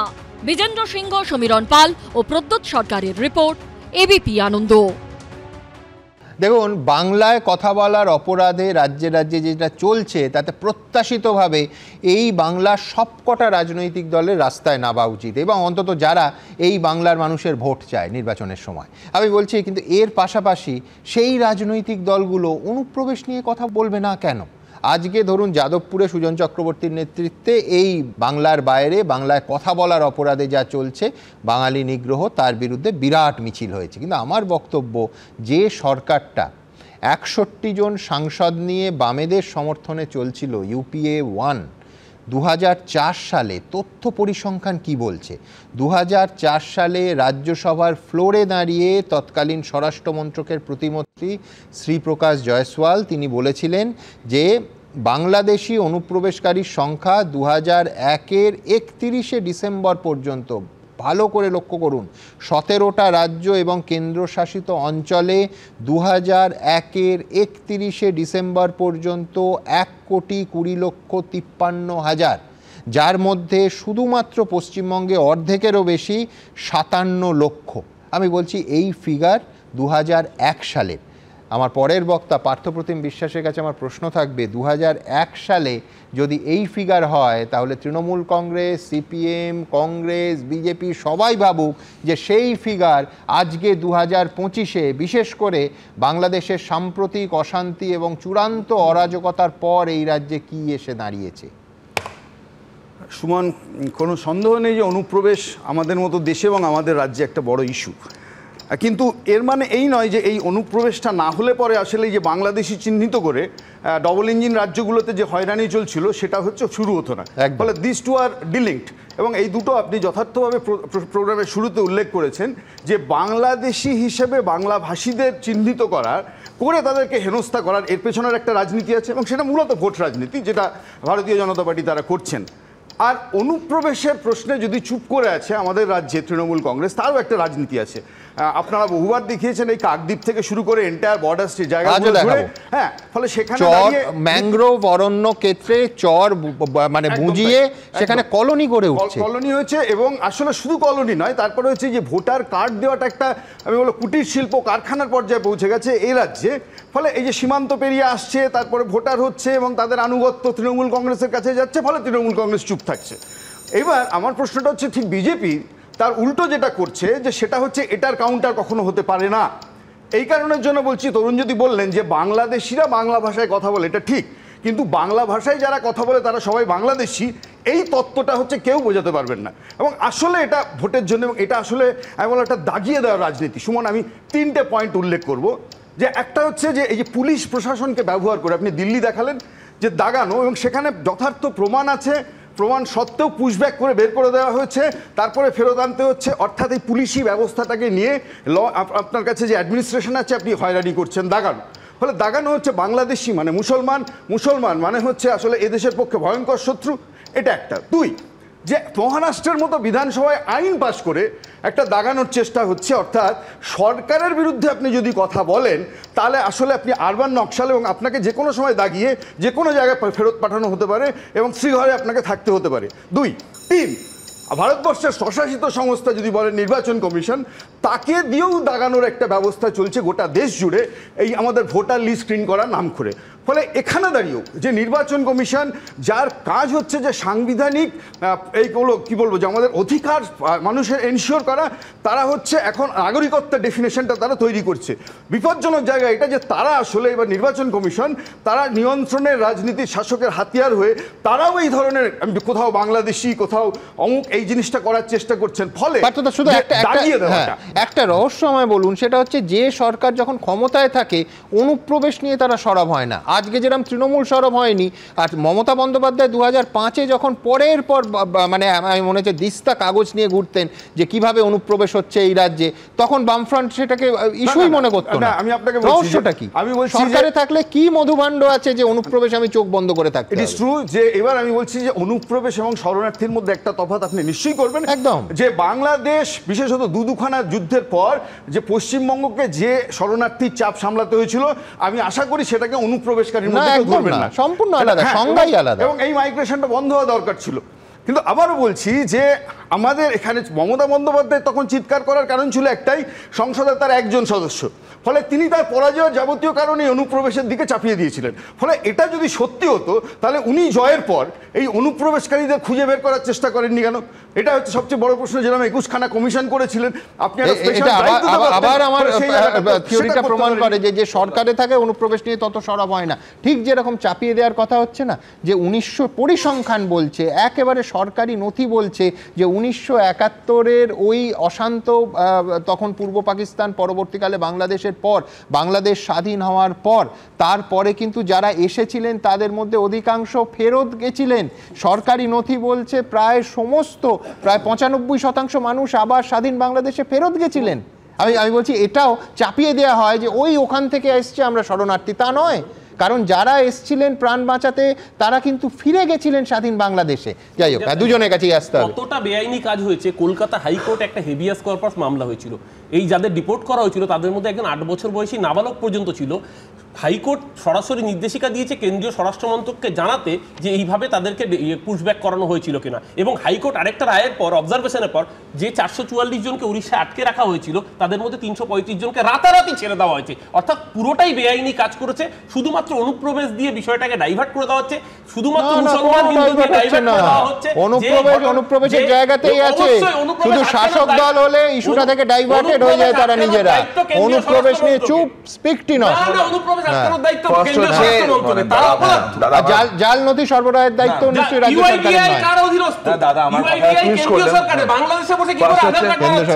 আমি একবারও বলিনি যে বাংলা ভাষা, আমরা বলছি বাংলাদেশিরাও বাংলায় কথা বলে, সুতরাং বাংলা ভাষা দিয়ে জাতীয় কোন ন্যাশনালিটির বিচার করা উচিত নয়। সেকেন্ড হচ্ছে, দাদা বলছেন বিজেপি শাসিত সরকার এই করছে, আমি বলি বাংলা ভাষায় কথা বললে তাদেরকে মানুষ শুনতে চাইছে তো। কেরালার বিজেপি শাসিত সরকার, কেরালার বিজেপি সরকার অপারেশন ক্লিন চালু করেছে, জানো তুমি? কেরালার বিজেপি শাসিত সরকার অপারেশন ক্লিন চালু করে 1000 জন বাংলাভাষী জনকে ধরেছে। অপারেশন ক্লিন কেরালার বিজেপি শাসিত সরকার, আবার বলছি বাঙালি এবং বাংলাদেশী যোগী আদিত্যনাথ কি করছেন এবং বাঙালি কি করছেন? আপনারা তো ভোটের রাজনীতিটা করতে চাইছেন, আপনারা বাংলাদেশী মানে মুসলমান। আমি বিনয়ের সঙ্গে বলছি যে তরুণের থেকে ওপরে আমি গলা তুলতে পারবো না, কিন্তু বাংলা ভাষী আর বাংলাদেশীও তো এক নয়। আমি এইখান থেকে ব্যক্তি মানুষের জীবনে কি ভয়ঙ্কর একটা নাম সম্ভবত অরূপী বলল, উত্তম কুমার ব্রজবাসী। শোনা যাচ্ছে তৃণমূল কংগ্রেস 21-এর মঞ্চে তাকে হাজির টাজির করতে পারে, আমি সেটা জানি না, কিন্তু ব্যক্তি উত্তম কুমার ব্রজবাসী যে ঘটনা তুলে ধরেছেন, নিঃসন্দেহে প্রত্যেকের ভাবার, এবং আরতি ঘোষ দুজনেই কোচবিহারের বাসিন্দা ঘটনাচক্রে। আমি এই ব্যক্তি মানুষের জীবনে এই একটা, অনেকে বলছেন না কি আছে, একটা নোটিশ এসছে, এনআরসির নোটিশ কি বস্তু, তার জন্য উত্তম কুমার ব্রজবাসীকে আইনের ভাষায় প্রায় ফেরার হতে হয়েছিল, বাড়ি থেকে পালাতে হয়েছিল। এই দুজনের ঘটনা একটু আপনাদের দেখাই। এ যেন আকাশ থেকে পড়ার মতো অবস্থা। যে দেশে বছরের পর বছর বাস, ঘরবাড়ি, কাজকর্ম সব এখানে, সেখানে বসেই হঠাৎ করে শুনতে হচ্ছে তিনি নাকি ভারতের বৈধ নাগরিক নন, বাসিন্দা পশ্চিমবঙ্গে, অথচ নোটিশ পাঠিয়েছে অসম সরকার। আর বিজেপি সরকারের পাঠানো এনআরসি নোটিশ ঘিরেই এখন উত্তপ্ত রাজ্য রাজনীতি। গত জানুয়ারি মাসে কোচবিহারের দিনহাটার চৌধুরীহাটের বাসিন্দা উত্তম কুমার ব্রজবাসীকে এনআরসি সংক্রান্ত নোটিশ পাঠায় অসমের ফরেনার্স ট্রাইব্যুনাল। দিনহাটার বাসিন্দা উত্তম কুমারের দাবি, শুধু তার নয়, তার বাবার জন্ম কোচবিহারে, অথচ বিজেপি শাসিত অসম সরকারের পাঠানো নথিতে দাবি করা হয়েছে উত্তম কুমার ব্রজবাসীর বিরুদ্ধে 1971 সালে 24শে মার্চের পরে কোনো বৈধ নথি ছাড়াই অসম সীমান্ত দিয়ে এদেশে ঢুকে পড়ার অভিযোগ রয়েছে। এমনকি নির্দিষ্ট সময়ের মধ্যে তিনি তার নাগরিকত্ব প্রমাণে উপযুক্ত নথিও জমা দিতে পারেননি বলে দাবি করা হয়েছে নোটিশে। জানুয়ারিতে আমার বাড়িতে এনআরসির কাগজ আসলো, তারপর বললো এনআরসি কোথার থেকে এসেছে কাগজটা? গৌহাটির থেকে। আমি গৌহাটি কোনোদিন যাই, জন্ম এখান থেকে। আমার বয়স তো হলো 50 বছর, জন্ম এখানে বাবার। আমার নামে এনআরসির কাগজ আসলো, পুরো আতঙ্ক। আমি আসামে তো আমি তো লোক উকিল ধরে পাঠাচ্ছি কাগজপত্র 3 মাস আগে। এনআরসির গেরোয় পড়েছেন কোচবিহারের আরেক বাসিন্দাও, তুফানগঞ্জের বক্সিরহাটের বাসিন্দা আরতি ঘোষ। তার দাবি, 1991 সালে অসমে বিয়ে হয় তার। 2018 সালে নাগরিকত্ব যাচাইয়ের জন্য তার কাছে নথি চায় অসম সরকার, কিন্তু বেশ কিছু নথি জমা দিলেও তা গ্রাহ্য হয়নি। শেষ অবধি অসমে স্বামী সন্তানকে ছেড়ে কোচবিহারে বাবার কাছে এসে থাকতে শুরু করেন তিনি। এবার এখানেও এসে পৌঁছেছে নোটিশ। আমি দুইবার প্রেয়ার করেছি, কিন্তু আমার দুইবারই নাম ক্যান্সেল হয়ে গেছে। 18তে আবেদন করা হয়েছে। সে সময় যে ছিল আমার সার্টিফিকেট, আমার বাবার 66 সনের ভোটার লিস্ট, আমার বাবা যে চাকরি করতেন সেটার অ্যাপয়েন্টমেন্ট লেটার সবই দেওয়া হয়েছে, কিন্তু ওনারা বলেছিল যে সত্যতা দিতে হবে, চাকরি যে উনি করে ওনার সেই সত্যতাটা লাগবে যে উনি হ্যাঁ চাকরি করতেছে, কিন্তু আমি সেই সময় সেটা পাইনি। এসডি অফিসে ওনার কাছে গেছি, দেয়নি উনি। স্বাভাবিক একটু অস্থিরতা বোধ করছি। এনআরসি নোটিশকে হাতিয়ার করে তৃণমূল যখন বিজেপিকে আক্রমণ করছে, তখন পাল্টা তৃণমূল সরকারের দিকেই আঙুল তুলছে গেরুয়া শিবির। বাংলাভাষী বাঙালি মানুষদের ক্ষেত্রে অসমে তাদেরকে চরম হয়রানি করা হচ্ছে প্রতিটি পরতে পরতে। আরতি দেবীরা তার জ্বলন্ত উদাহরণ। নিশ্চিতভাবে পশ্চিমবঙ্গ সরকার সার্বিকভাবে আরতি দেবীদের সহযোগিতা করবে। কিন্তু এর আগে তিনি গিয়েছিলেন এসডি অফিসে, বলছেন যে কোনো কাগজ তিনি পাননি। সেটা কি বিষয়ে একটু ডিটেলস খোঁজ নিতে হবে, প্রয়োজনে আমরা আরতি দেবীর হয়ে পদক্ষেপ করব। তুফানগঞ্জ এসডিও অফিসে উনি দুবার গিয়েছিলেন। এসডিও সাহেব কিন্তু কোনো সময় ওনার ভেরিফাই করে দেননি, সেই জন্য এনআরসিতে ওনার সেই যে অ্যাপ্লাই করেছিলেন সেটা নাকচ হয়ে যায়। এটা নিয়ে তৃণমূল কংগ্রেস এখন রাজনীতি করার চেষ্টা করছে। অনেকেরই কাছে আতঙ্কের আরেক নাম, উদ্বেগের বিষয়, আর তা ঘিরে রাজনীতিও বছরের পর বছর চলছে। রাজনৈতিক দলগুলো নিজেদের মতো করে আখের গোছাচ্ছে। শুভেন্দু ভট্টাচার্য, আশাবুল হোসেন ও দীপক ঘোষের রিপোর্ট, এবিপি আনন্দ।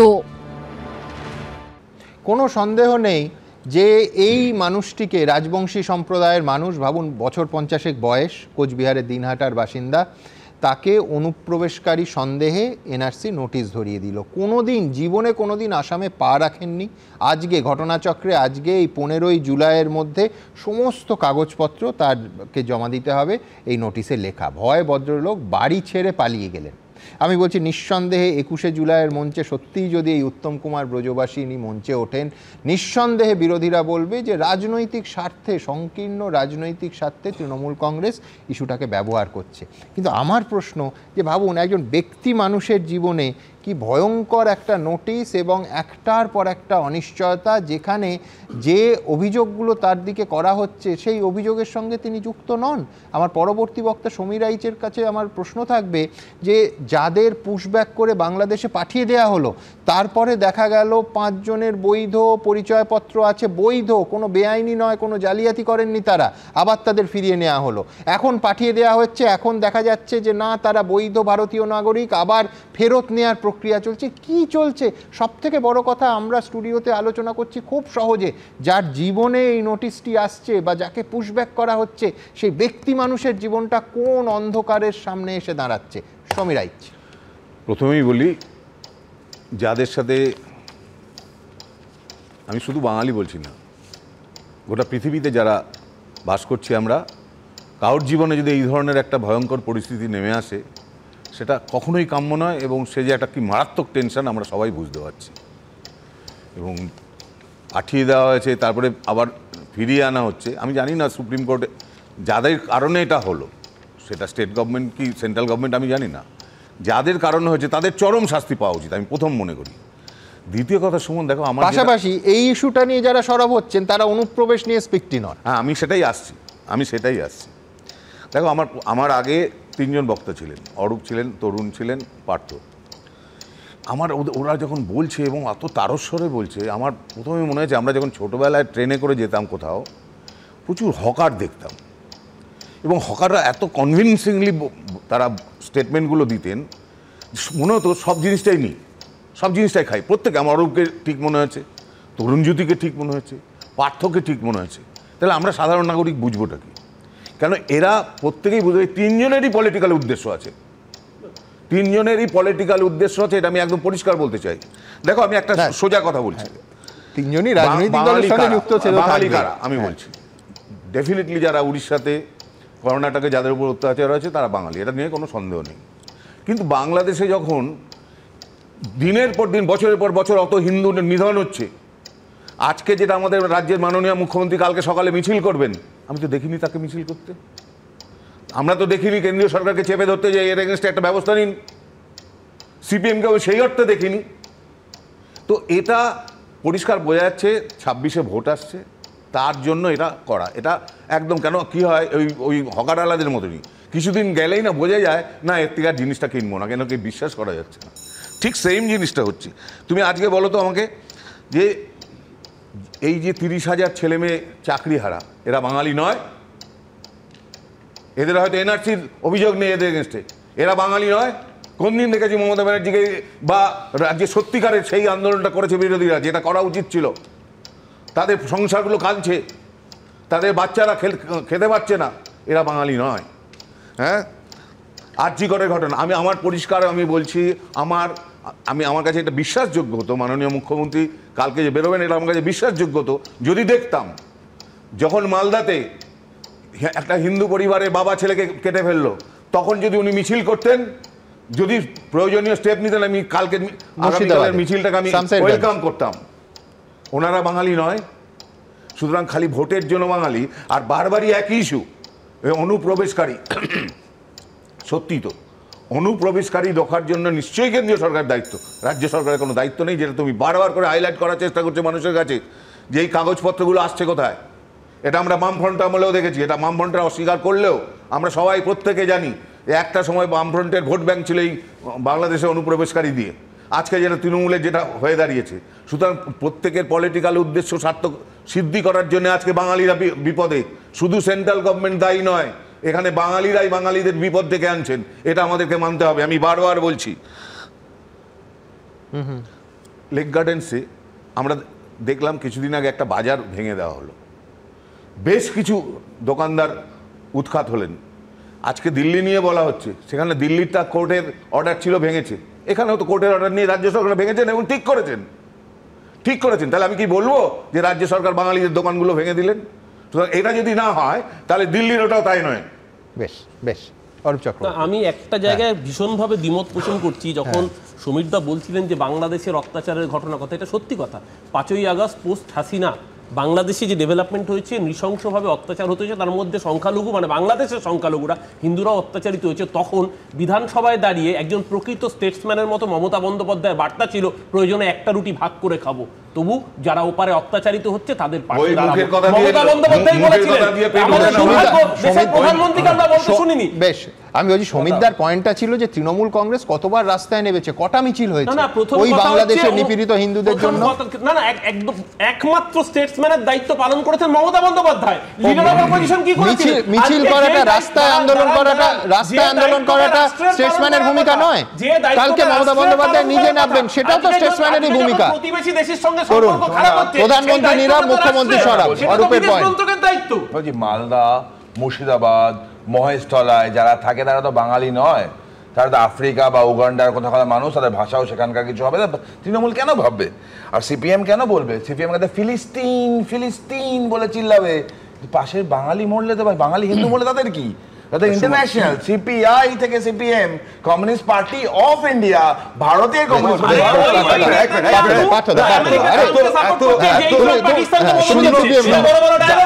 যারা শূন্য পায় তাদের সম্পর্কে এত উৎকণ্ঠা তরুণ জ্যোতির, এটা থেকে ভালো লাগলো। আমি শুধু একটাই বলবো, কালকের তো প্রধানমন্ত্রী আসছেন, আপনি বাঙালি হেনস্থার কথা বলছেন। কালকে না, 26,000, ওই যে সমীরদা উল্লেখ করলেন, 26,000 ছেলে মেয়ের চাকরি গেল, 22 লক্ষ ছেলে মেয়ের হেনস্থা হলো, এরা বাঙালি নয়? আমি বলছি সেই বাঙালিদের হেনস্থার সবচেয়ে বড় কারণ যদি হয়, একটা হচ্ছে রাজ্যের প্রশাসন যদি হয়, আর একটা হচ্ছে সিবিআই। What the did? এতদিন ধরে বসে আছেন, ফলে এই যে 26 লক্ষ বাঙালি হেনস্থা হচ্ছে, আর পাশাপাশি দুজনে হচ্ছে বসে আছে, যে প্রধানমন্ত্রী এসে বলছেন তিনি হেনস্থা করছেন। আরে আবার বলছি তৃণমূলকে রক্ষা করছেন আপনারা,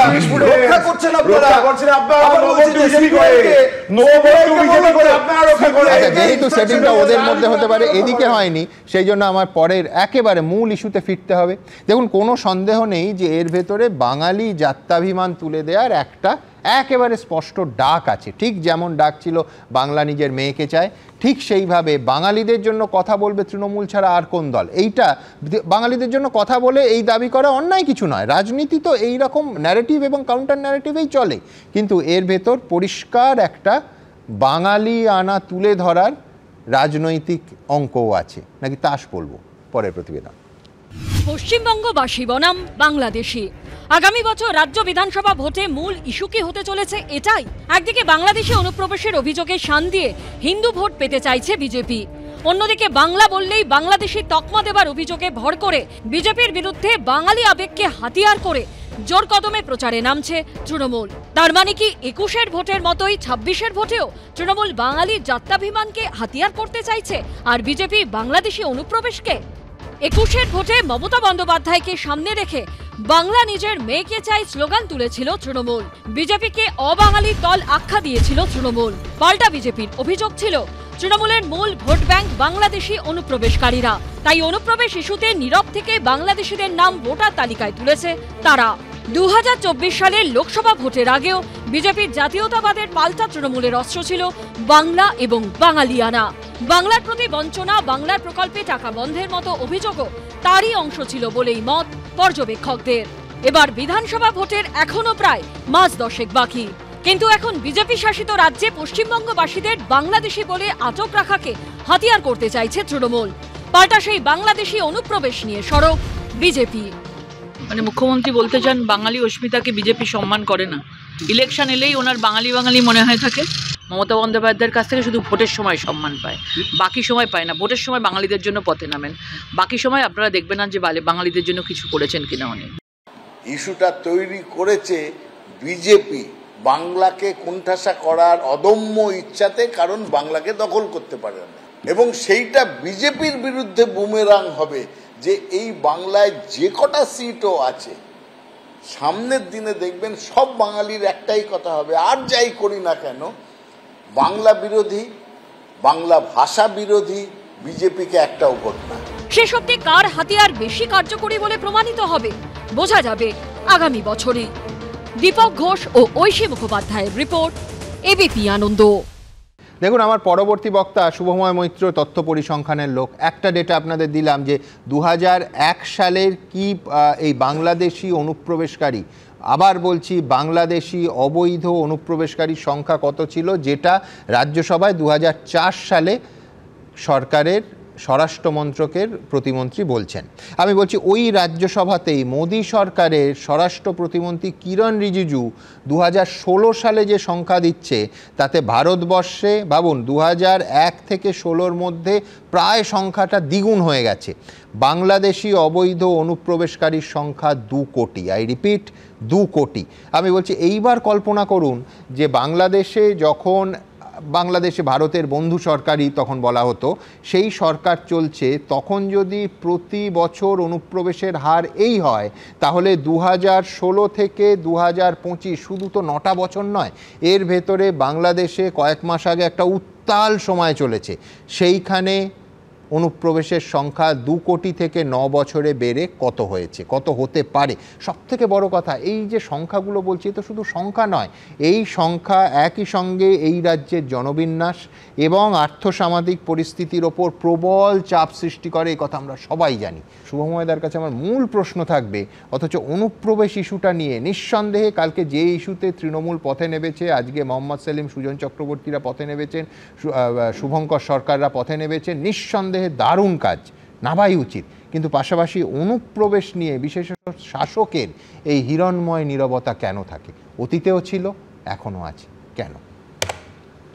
শুনবাবু, মূল যে কারণটা এখানে সেটা হচ্ছে যে ক্ষমতায় থাকে তার কাছে কিছু মানুষ ভোটের সংখ্যা হিসেবে কাজ করে, এবং পশ্চিমবঙ্গ যেহেতু বাংলাদেশের সঙ্গে লাগোয়া একটা বিরাট সীমান্ত, এটা ইউরোপের অনেক দেশও এই ধরনের ঝামেলা প্রত্যক্ষ করে যখন আফ্রিকা থেকে মানুষ আসেন, এবং এই ধরনের যে সমস্যা সারা বিশ্ব জুড়ে আছে। এবং যে সমস্যাটা আজকে যে বিষয়টা নিয়ে আমরা আলোচনা করছি সেই বিষয়টা কিন্তু খুব অদ্ভুত। সেটা হচ্ছে জয় হিন্দ কলোনি, দিল্লির আজাদ হিন্দ কলোনি দিল্লির, এবং সেইখানে একটি মন্দির এবং একটি মসজিদ, সেখানে কিছু মিটার ছিল, এবং সেই ইলেকট্রিসিটির যে মিটার তার থেকে অনেকগুলি সাবমিটার গেছিল, এবং দেখা যাচ্ছে যে মন্দিরের বিল একটা সময় কোর্টে দাখিল হয়েছে 3.48 লক্ষ টাকা, এবং মসজিদের দেখা যাচ্ছে 6.52 লক্ষ টাকা, এবং এই সাবমিটারগুলো যে গেছে সেগুলো বেআইনি, এবং সেখান থেকে আলোর লাইন কাটা হয়েছে। স্বভাবতই তাদের জলেরও মুশকিল হবে। তা মন্দির মসজিদ প্রসাদ দেয়, খুবই ভালো, মন্দির মসজিদ বিদ্যুৎও দেয় জানা গেল, কিন্তু মূল জায়গাটা কিন্তু কোর্টের সেইখান থেকে এসেছে। এবার আমাদের রাজ্যে খুব স্বাভাবিক সামনে বিধানসভা নির্বাচন আছে, এবং এই বিধানসভা নির্বাচনের আগে আমাদের যে রাজনীতিটা চলছিল, মূল রাজনীতি ছিল একটা যেটা প্রতিযোগিতামূলক সাম্প্রদায়িকতার, সেই জায়গায় তৃণমূল কংগ্রেসের যে হিন্দু ভোটের অংশ সেটা নিয়ে যদি কোনো সন্দেহ হয়ে থাকে, সেই জায়গায় এই বাঙালি অবাঙালির জায়গা কিন্তু তাদের সেই জায়গায় অবশ্যই রাজনৈতিকভাবে সুবিধে করে দিতে পারে, এবং বিজেপিও অবশ্যই তার বিরুদ্ধে বলবে।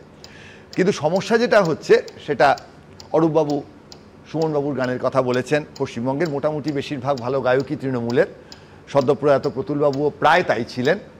তো প্রতুলবাবু একটা কথা বলেছিলেন, আমি বাংলায় মাতি উল্লাসে করি বাংলায় হাহাকার, আমি সব দেখে শুনে খেপে গিয়ে করি বাংলায় চিৎকার।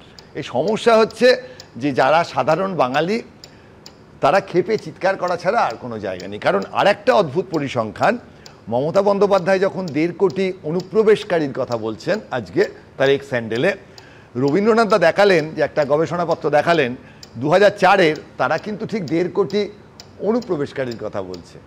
ফলে এই যে সংখ্যাগুলো, এই সংখ্যাগুলো যে জিনিসটা বলার চেষ্টা করছে সেটা হচ্ছে বাংলাদেশ থেকে প্রচুর মানুষ ঢুকছেন, মানুষের দুঃখ কষ্ট থাকবে, এক দেশ থেকে অন্য দেশে যাবেন, এবং তারপর পশ্চিমবঙ্গে ঢুকে তারা সেখান থেকে কিছু কাগজপত্র তৈরি করে ভারতবর্ষের বিভিন্ন জায়গায় পৌঁছচ্ছেন, এবং খুব স্বাভাবিক ভারতবর্ষের মধ্যবিত্ত উচ্চবিত্তের ঘরে তারা সকালবেলার ঘর মোছা, বাসন মাজা, কাপড় কাচা করছেন।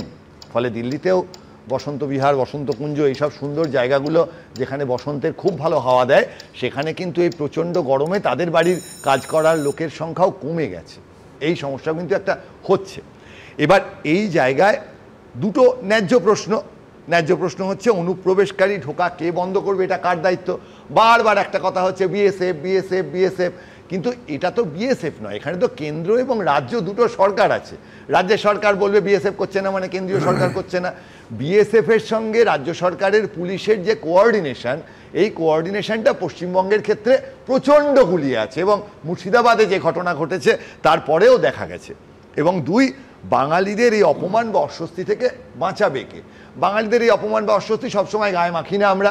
সত্যি অন্য কোনো রাজ্যের কেউ যদি বলে যে আবার এই বাংলা থেকে এসছে বাঙালি, এই ধরনের একটা নিচু চোখে থাকা আমাদের কিচ্ছু যায় আসে না।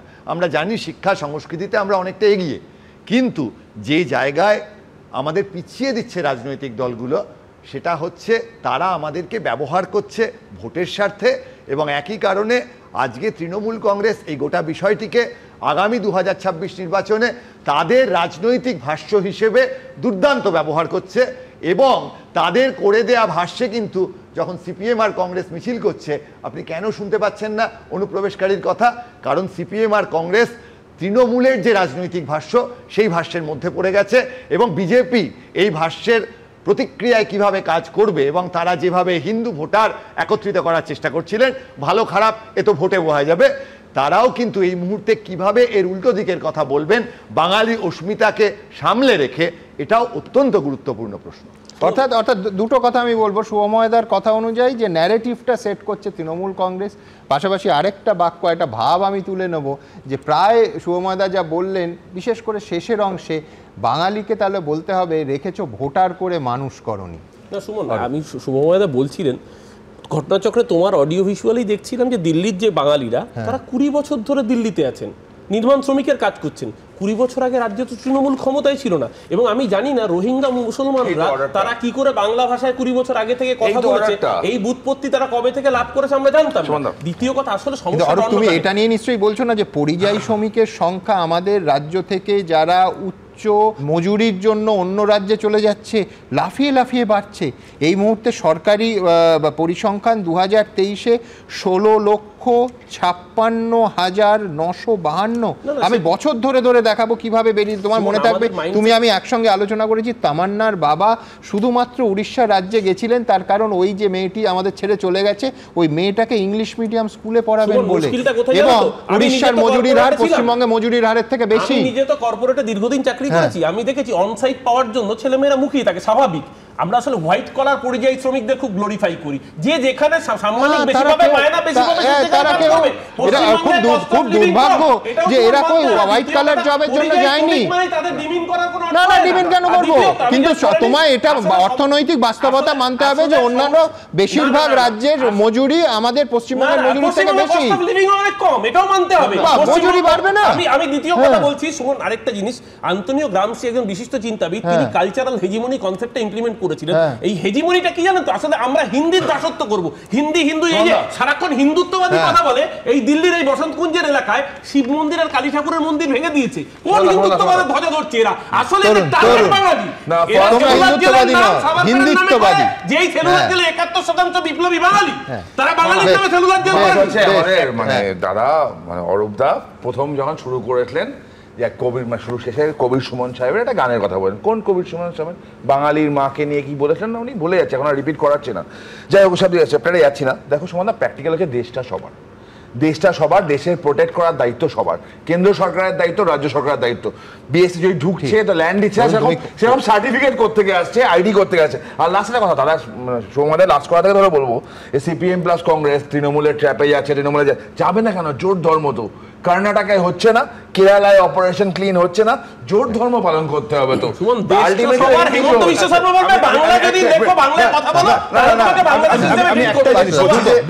বলছি অরূপ যেটা বললেন, শুধু হোয়াইট কালার না, ব্লু কালার, ব্ল্যাক কালার সব ধরনের আমি বলছি মাইগ্রেশন হচ্ছে, হ্যাঁ, এবং 16 লক্ষ না, সংখ্যাটা আরো বেশি। ফলে পশ্চিমবঙ্গে শিল্প নেই,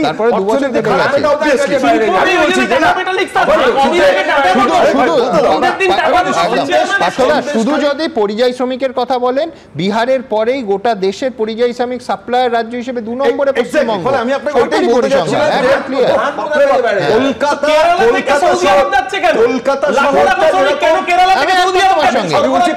কলকাতা থেকে যেরকম ছেলেমেয়েরা বেরিয়ে যাচ্ছে,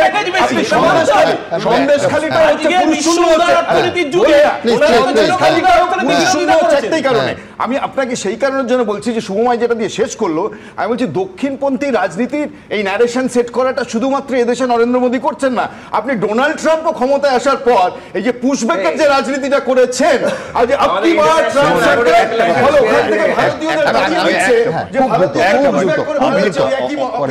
অরূপবাবু যে জায়গাটা ধরলেন, আমার বলার ঢঙে যদি যারা এই ধরনের খেটে খাওয়া কাজ করেন, আমি যদি খারাপভাবে বলে থাকি আমি দুঃখিত, জানি না, কিন্তু অরূপবাবু কিন্তু সেটাই ধরলেন। অর্থাৎ পশ্চিমবঙ্গে কিন্তু বারবার করে রাজ্য সরকারের যারা শাসক দলে আছেন তাদেরও কিন্তু মনের মধ্যে আছে যে আমাদের রাজ্যের বেশিরভাগ লোক অন্য রাজ্যে গিয়ে হয়তো যে কাজগুলো করছে সেই কাজগুলো শ্রমের মূল্য দিতে হবে। না না, কতজন যাচ্ছে আর কতজন আসছে, পরিসংখ্যানটা দু হাতে দাঁড়িপাল্লার মতো দেখাতে হবে, ভয়ঙ্কর।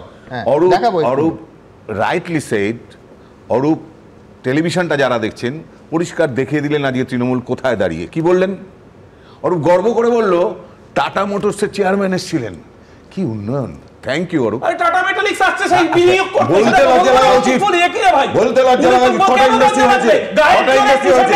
আপনি আন্দোলন করেছিলেন, শ্রমিকরা 100 বার 100 বার 100 বার 100 বার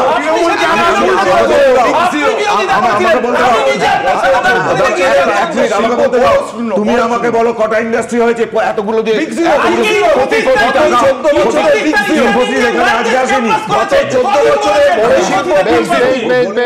আমি দুজনকেই থামালাম। এই মাত্র শুভময়দার ভাষা নিয়ে কথা হলো। দেখুন, শুভময়দা বলছেন ঠিক এই শব্দগুলোতেই বলেছেন যে দুঃখে কষ্টে এক দেশ থেকে অন্য দেশে মানুষ যাবেন। আমি বলছি সবাই কিন্তু সার্ভিস সেক্টরে যে ঠাঁই পাচ্ছেন তা নয়, তার কারণটা হচ্ছে এই দুঃখে কষ্টের মাঝে একটা বড় খাত আছে, গভীর খাত। সেই খাতটা হচ্ছে অপরাধের খাত। আমি বলছি সাম্প্রতিকতম আমি দুটো উদাহরণ রাখি। বাংলাদেশে কোটা বিরোধী আন্দোলনের অন্যতম মুখ নিউটন দাস, সম্প্রতি দেখা যায় যে ভারতবর্ষের ভোটার তালিকায় তার নাম। ঘটনাচক্রে এই নিউটন দাস বাংলাদেশ এবং কাকদ্বীপের দুজনেরই ভোটার এবং পাসপোর্ট জালিয়াতির মামলায় আজাদ মল্লিক পাকিস্তানের একজন নাগরিক, তাকে গ্রেফতার করা হয়। ঘটনাচক্রে আমি আমার পরবর্তী বক্তব্য রাহুলের কাছে নিঃসন্দেহে আসব। অপরাধের সঙ্গে এই অনুপ্রবেশ যেভাবে যুক্ত হচ্ছে তা অত্যন্ত উদ্বেগজনক। আমি পশ্চিমবঙ্গ পুলিশ আজকে তার STF আজকেও একটা বড় র্যাকেটকে ধরেছে, তার 2 জন পান্ডাকে গ্রেফতার করেছে। অর্থাৎ এই বেআইনি অনুপ্রবেশ শুধুমাত্র দুঃখে কষ্টে আছি, এক দেশ থেকে অন্য দেশে গিয়ে গ্রাসাচ্ছাদনের কোনো একটা ব্যবস্থা করতে পারছি ব্যাপারটা তা নয়। সরাসরি খাগড়াগড় থেকে যদি দেখা যায়, আজকে এই 2025-এর জুলাই মাস অবধি একটার পর একটা অপরাধের সঙ্গে ওতপ্রোতভাবে যুক্ত অথবা সেই অপরাধের কারণ ঘটিয়েছে অবৈধ বাংলাদেশি অনুপ্রবেশকারীরা। পিরিয়ড। দেখুন,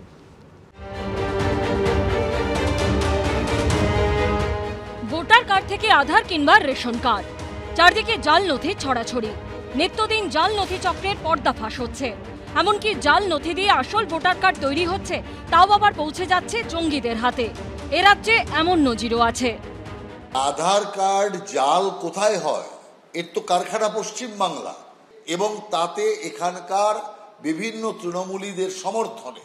অতএব নথি দেখলে হবে না, তার বাকি পরিচয় দেখতে হবে। তাহলেই বোঝা যাবে লোকটি রোহিঙ্গা মুসলমান নইলে বাংলাদেশি অনুপ্রবেশকারী। অতএব বাংলাদেশি অনুপ্রবেশকারীদের বিরুদ্ধে অভিযান চলছে, চলবে। বাংলাদেশে কোটা বিরোধী আন্দোলনের অন্যতম মুখ সেই নিউটন দাসেরই সম্প্রতি নাম পাওয়া যায় ভারতের ভোটার তালিকায়। জানা যায় নিউটন দাস বাংলাদেশ ও কাকদ্বীপ 2 জায়গারই ভোটার। পাসপোর্ট জালিয়াতির মামলায় সম্প্রতি গ্রেপ্তার হন আজাদ মল্লিক নামে পাকিস্তানের এক নাগরিক। তাকে নিয়ে তদন্তে নেমে এনফোর্সমেন্ট ডিরেক্টরেটের হাতে চাঞ্চল্যকর তথ্য উঠে আসে। আদালতে দাঁড়িয়ে ইডি দাবি করেছিল এ রাজ্যে আজাদের 2টি ভোটার কার্ড রয়েছে, একটি নৈহাটি আরেকটি মধ্যমগ্রামের ঠিকানায়। এর আগে গত বছরের শেষে কেরল থেকে গ্রেপ্তার হয় আনসারুল্লাহ বাংলা টিমের জঙ্গি সাদ রাজি। তদন্তে জানা যায় প্রায় বছর 10 ধরে এ রাজ্যের মুর্শিদাবাদে থাকতো সে। এমনকি ভোটার কার্ড অবধি বানিয়ে ফেলেছিল, তাও আবার একটা নয়, দুটো। নওদা ও হরিহরপাড়া মুর্শিদাবাদের এই 2টি বিধানসভা কেন্দ্রে ভোটার তালিকাতেই তার নাম ছিল। সেই ভোটার কার্ডের ভিত্তিতে পাসপোর্ট অবধি বানিয়ে ফেলেছিল সে। চলতি বছরের শেষে সেলিম মাতব্বর নামে এক বাংলাদেশি নাগরিককে কলকাতা থেকে গ্রেপ্তার করা হয়। তার কাছ থেকে ভারতের ভুয়ো পাসপোর্ট, নদিয়া ও দিল্লির ঠিকানা দেওয়া দুটো জাল আধার কার্ড উদ্ধার হয়। কর্ণাটকের চিত্রদুর্গ থেকে 6 জন বাংলাদেশের নাগরিককে গ্রেপ্তার করে পুলিশ। সূত্রের দাবি, জিজ্ঞাসাবাদে তারা জানান বাংলাদেশ থেকে পশ্চিমবঙ্গ হয়ে ভারতে ঢোকে তারা। তারপর কলকাতা থেকে জাল পরিচয়পত্র সংগ্রহ করে সেখান থেকে কর্ণাটকে পৌঁছন। জঙ্গিদের কাছে ভুয়ো পরিচয়পত্র। সরকার বলছে পাঠানখালী পঞ্চায়েত কয়েকশো ভুয়ো পরিচয়পত্র তারা দিয়েছে।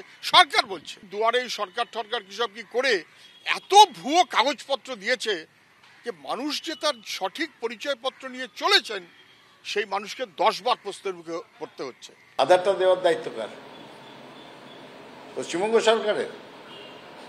ভোটার আইডি কার্ড দেওয়ার দায়িত্ব কার? পশ্চিমবঙ্গ সরকারের। যে কোনো ভ্যালিড গভর্নমেন্ট ডকুমেন্টের যেটা কাজে আসে, কিছু প্রতারক, কিছু দুষ্কৃতী সেটার জাল প্রতিরূপ তৈরি করে। তো সেটাকে টেনে পশ্চিমবঙ্গের রাজনীতিতে কেন সেই কথাগুলো বলা হচ্ছে? অতীতে বাংলাদেশ থেকে ভারতে ঢুকে শক্তিশালী জঙ্গি নেটওয়ার্ক গড়ে তুলেছিল জামাতুল মুজাহিদিন বাংলাদেশ বা জেএমবি, আনসারুল্লাহ বাংলার মতো জঙ্গি সংগঠন। 2014 সালে তা চোখে আঙুল দিয়ে দেখিয়ে দিয়েছিল খাগড়াগড় বিস্ফোরণ কাণ্ড। মোবাইল ফোন বিক্রির দোকানের আড়ালে জাল নথি তৈরির অভিযোগে সোমবার রাতে বীরভূম থেকে 2 অভিযুক্তকে গ্রেপ্তার করেছে এসটিএফ। উজ্জ্বল মুখোপাধ্যায়, আশাবুল হোসেন ও দীপক ঘোষের রিপোর্ট, এবিপি আনন্দ। দেখুন, কোনো সন্দেহ নেই যে সীমান্ত পেরিয়ে অবৈধ অনুপ্রবেশকারীরা এই রাজ্যে এলে বা যে রাজ্যে দিয়েই ভারতবর্ষে ঢুকুক না কেন, নিঃসন্দেহে তার জন্য প্রথম দায়ী হচ্ছে বিএসএফ। কিন্তু তারপর এইখানে যে প্রায় কুটির শিল্পের চেহারা নিয়েছে উত্তর দিনাজপুর থেকে উত্তর 24 পরগনা, মুর্শিদাবাদ থেকে দক্ষিণ 24 পরগনা, জাল পরিচয়পত্রের একটা কার্যত কারখানা। সেখানে আধার কার্ড বলুন, ভোটার কার্ড বলুন, পাসপোর্ট বলুন, সমস্ত নকল হয়ে আবার বলছি কুটির শিল্পের চেহারা নিয়েছে। ঘটনাচক্রে পশ্চিমবঙ্গ পুলিশের টাস্ক ফোর্স এসটিএফ আজকেই বীরভূম থেকে দুজনকে, এই পান্ডাকে জাল নথি, জাল আধার, জাল ভোটার ইত্যাদি সমস্ত জাল নথিপত্র সমেত গ্রেফতার করেছে। আমি কোথা থেকে উদাহরণটা রাখবো, একেবারে সাম্প্রতিক উদাহরণ রাখি। সেটা হচ্ছে অভিনেতা সৈফ আলী খানের বাড়িতে হামলা হলো। কে ধরা পড়ল? মোহাম্মদ শফিকুল ইসলাম শাহজাদ। পুলিশ জানালো যে বাংলাদেশের ঝালকাঠি জেলার নলছিটি এলাকায় তার বাড়ি, সে এই পশ্চিমবঙ্গ দিয়ে ঢুকেছে বাংলাদেশ থেকে শিলিগুড়ি করিডোর, মানে চিকেন স্নেক হয়ে 7-8 মাস সে মহারাষ্ট্রে সেটেল করেছে। আমি বলছি যে এই মাত্র আপনারা দেখলেন সাদ রাধি, কুখ্যাত টেররিস্ট, অসম পুলিশ কেরল থেকে ধরলো, এই রাজ্যে দুটো বিধানসভা ক্ষেত্রের তার কাছে পরিচয়পত্র।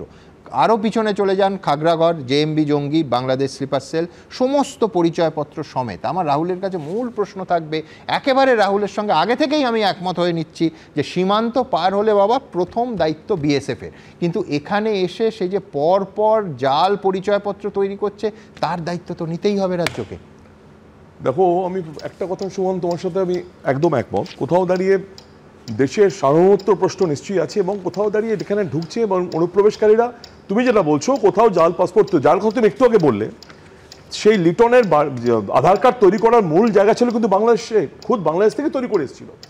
আধার কার্ড বাংলাদেশ থেকে তৈরি করে সে এখানে ঢুকেছিল, এখানে ভুয়ো ভোটার কার্ড পেয়েছে। কিন্তু আমি একটা প্রশ্ন করতে চাই তোমাকে, খুব ইন্টারেস্টিং, এই যে আমরা রোহিঙ্গা অনুপ্রবেশকারী নিয়ে এত কথা বলি, এত সমস্যা, এটা সম্পূর্ণ টেকে নেবাক, মানে আমি বলছি তুমি এত ডিটেলস যদি আরো কিছু তথ্য প্রমাণ দাও যে বাংলাদেশ থেকে ভারতীয় আধার কার্ড তৈরি হচ্ছে, এই জিনিস তো এর আগে কোনো পুলিশ বলেনি। আমি তোমায় বলছি, আমি তোমায় বলি পরবর্তীকালে এই রোহিঙ্গা অনুপ্রবেশকারীদের তুমি দেখো, বাংলাদেশ থেকে ঢুকে সে তো একদম সোজা গিয়ে দিল্লিতে পৌঁছয়নি, সে তো বিভিন্ন রাজ্য ঘুরে, তার মধ্যে বিজেপি শাসিত কেন্দ্র আছে, ঘুরে ঘুরে গিয়ে দিল্লিতে পৌঁছানোর পরে হরদীপ সিং পুরী সেই সময়কার দাঁড়িয়ে, বলার মধ্যে নয় প্লিজ, হ্যাঁ একদম আরবান, তিনি নিজে বলছেন মন্ত্রী, India has always welcome those who have fought refuge and in country, in a landmark decision all Rohingya refugees will be shifted to EWS flats in Bakkarwala area in Delhi.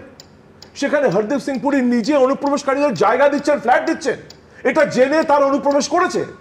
আজকে নিত্যানন্দ রায় বলছেন তার বিরুদ্ধে তো তৃণমূল রাস্তায় নামে না, তো রাস্তায় নামার মতো। আমি তোমায় বলছি, এটা হরদীপ সিং পুরী অনুপ্রবেশ নিয়ে তৃণমূল তোমার মতো সরব নয় কেন? আমি বলছি তারা অনুপ্রবেশকে স্বাগত জানাচ্ছে, আজকে দাঁড়িয়ে তার মানে সে জানতেন যে অনুপ্রবেশ হয়েছে। এটা চমৎকার, মানে আমি বলছি তুমি যা বলছো ঠিক বলছো, আমি বলছি রোহিঙ্গাদের নিয়ে তৃণমূলের অবিলম্বে রাস্তায় নামা উচিত। আমি নিশ্চয়ই নামবেন, আমি তা বলছি না, দ্বিতীয় বলছি তোমাকে, তারপরে বিজেপির কাছে এর উত্তর নেই। নিত্যানন্দ রায় আজকে যিনি স্বরাষ্ট্রমন্ত্রী প্রতিমন্ত্রী, তিনি বলছেন যে এই ধরনের কোনো ভারতবর্ষের সার্বভৌমত্বের কোনো পরিবর্তন হয়নি আজকে অনুপ্রবেশ করার ফলে, এটা লেটেস্ট স্টেটমেন্ট নিত্যানন্দ রায়ের।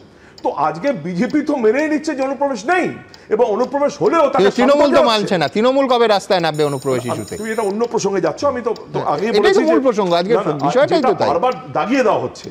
মুশকিলটা কোথায় জানো, আমরা যেটা নিয়ে মূলত আলোচনা করছিলাম বাংলা ভাষা নিয়ে, কোথাও দাঁড়িয়ে বাংলা ভাষা বা বাংলা ভাষাদের উপরে দাঁড়িয়ে কোথাও একটা প্রচণ্ড একটা উপেক্ষা, একটা অবজ্ঞা চিরকাল থেকে গেছে। আজকে তুমি যে আসামের কথা বলছি, এই আসামে কিন্তু শুধু 21শে ফেব্রুয়ারি নয়, শিলচরে দাঁড়িয়ে ভাষা আন্দোলনের অন্যতম শহীদ আসামে হয়েছিল, এই শিলচরে হয়েছিল। সেই আসামের আজকের তুমি যদি বর্তমান পরিস্থিতি দেখো, এটা খুব দুর্ভাগ্যজনক। যে বিজেপি আজকে বাংলায় নিয়ে অসুবিধা নিয়ে এত কথা বলছে, আজকে তাদের প্রতিষ্ঠাতা শ্যামাপ্রসাদ মুখার্জির নামে কোথাও তুমি বড় বল্লভভাই প্যাটেলের মতো স্ট্যাচু দেখাতে পারবে না। আজকে দাঁড়িয়ে যে নেতাজি সুভাষচন্দ্র বোসের নামে আমরা এত কথা বলি, জাতীয় ছুটির দিবসের সময় এই সুভাষ বোসের নামে কেউ আজ অব্দি দাবি করেছে এই 11 বছর বিজেপি সরকার বা কংগ্রেস সরকার? করেনি। সুতরাং বাঙালিরা চিরকালই উপেক্ষিত।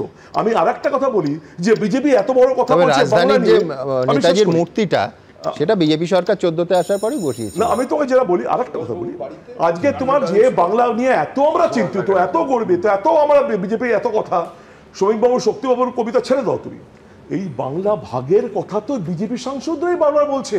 আজকে বাংলা ভাগের কথা কোনো তৃণমূল সাংসদ বলেনি।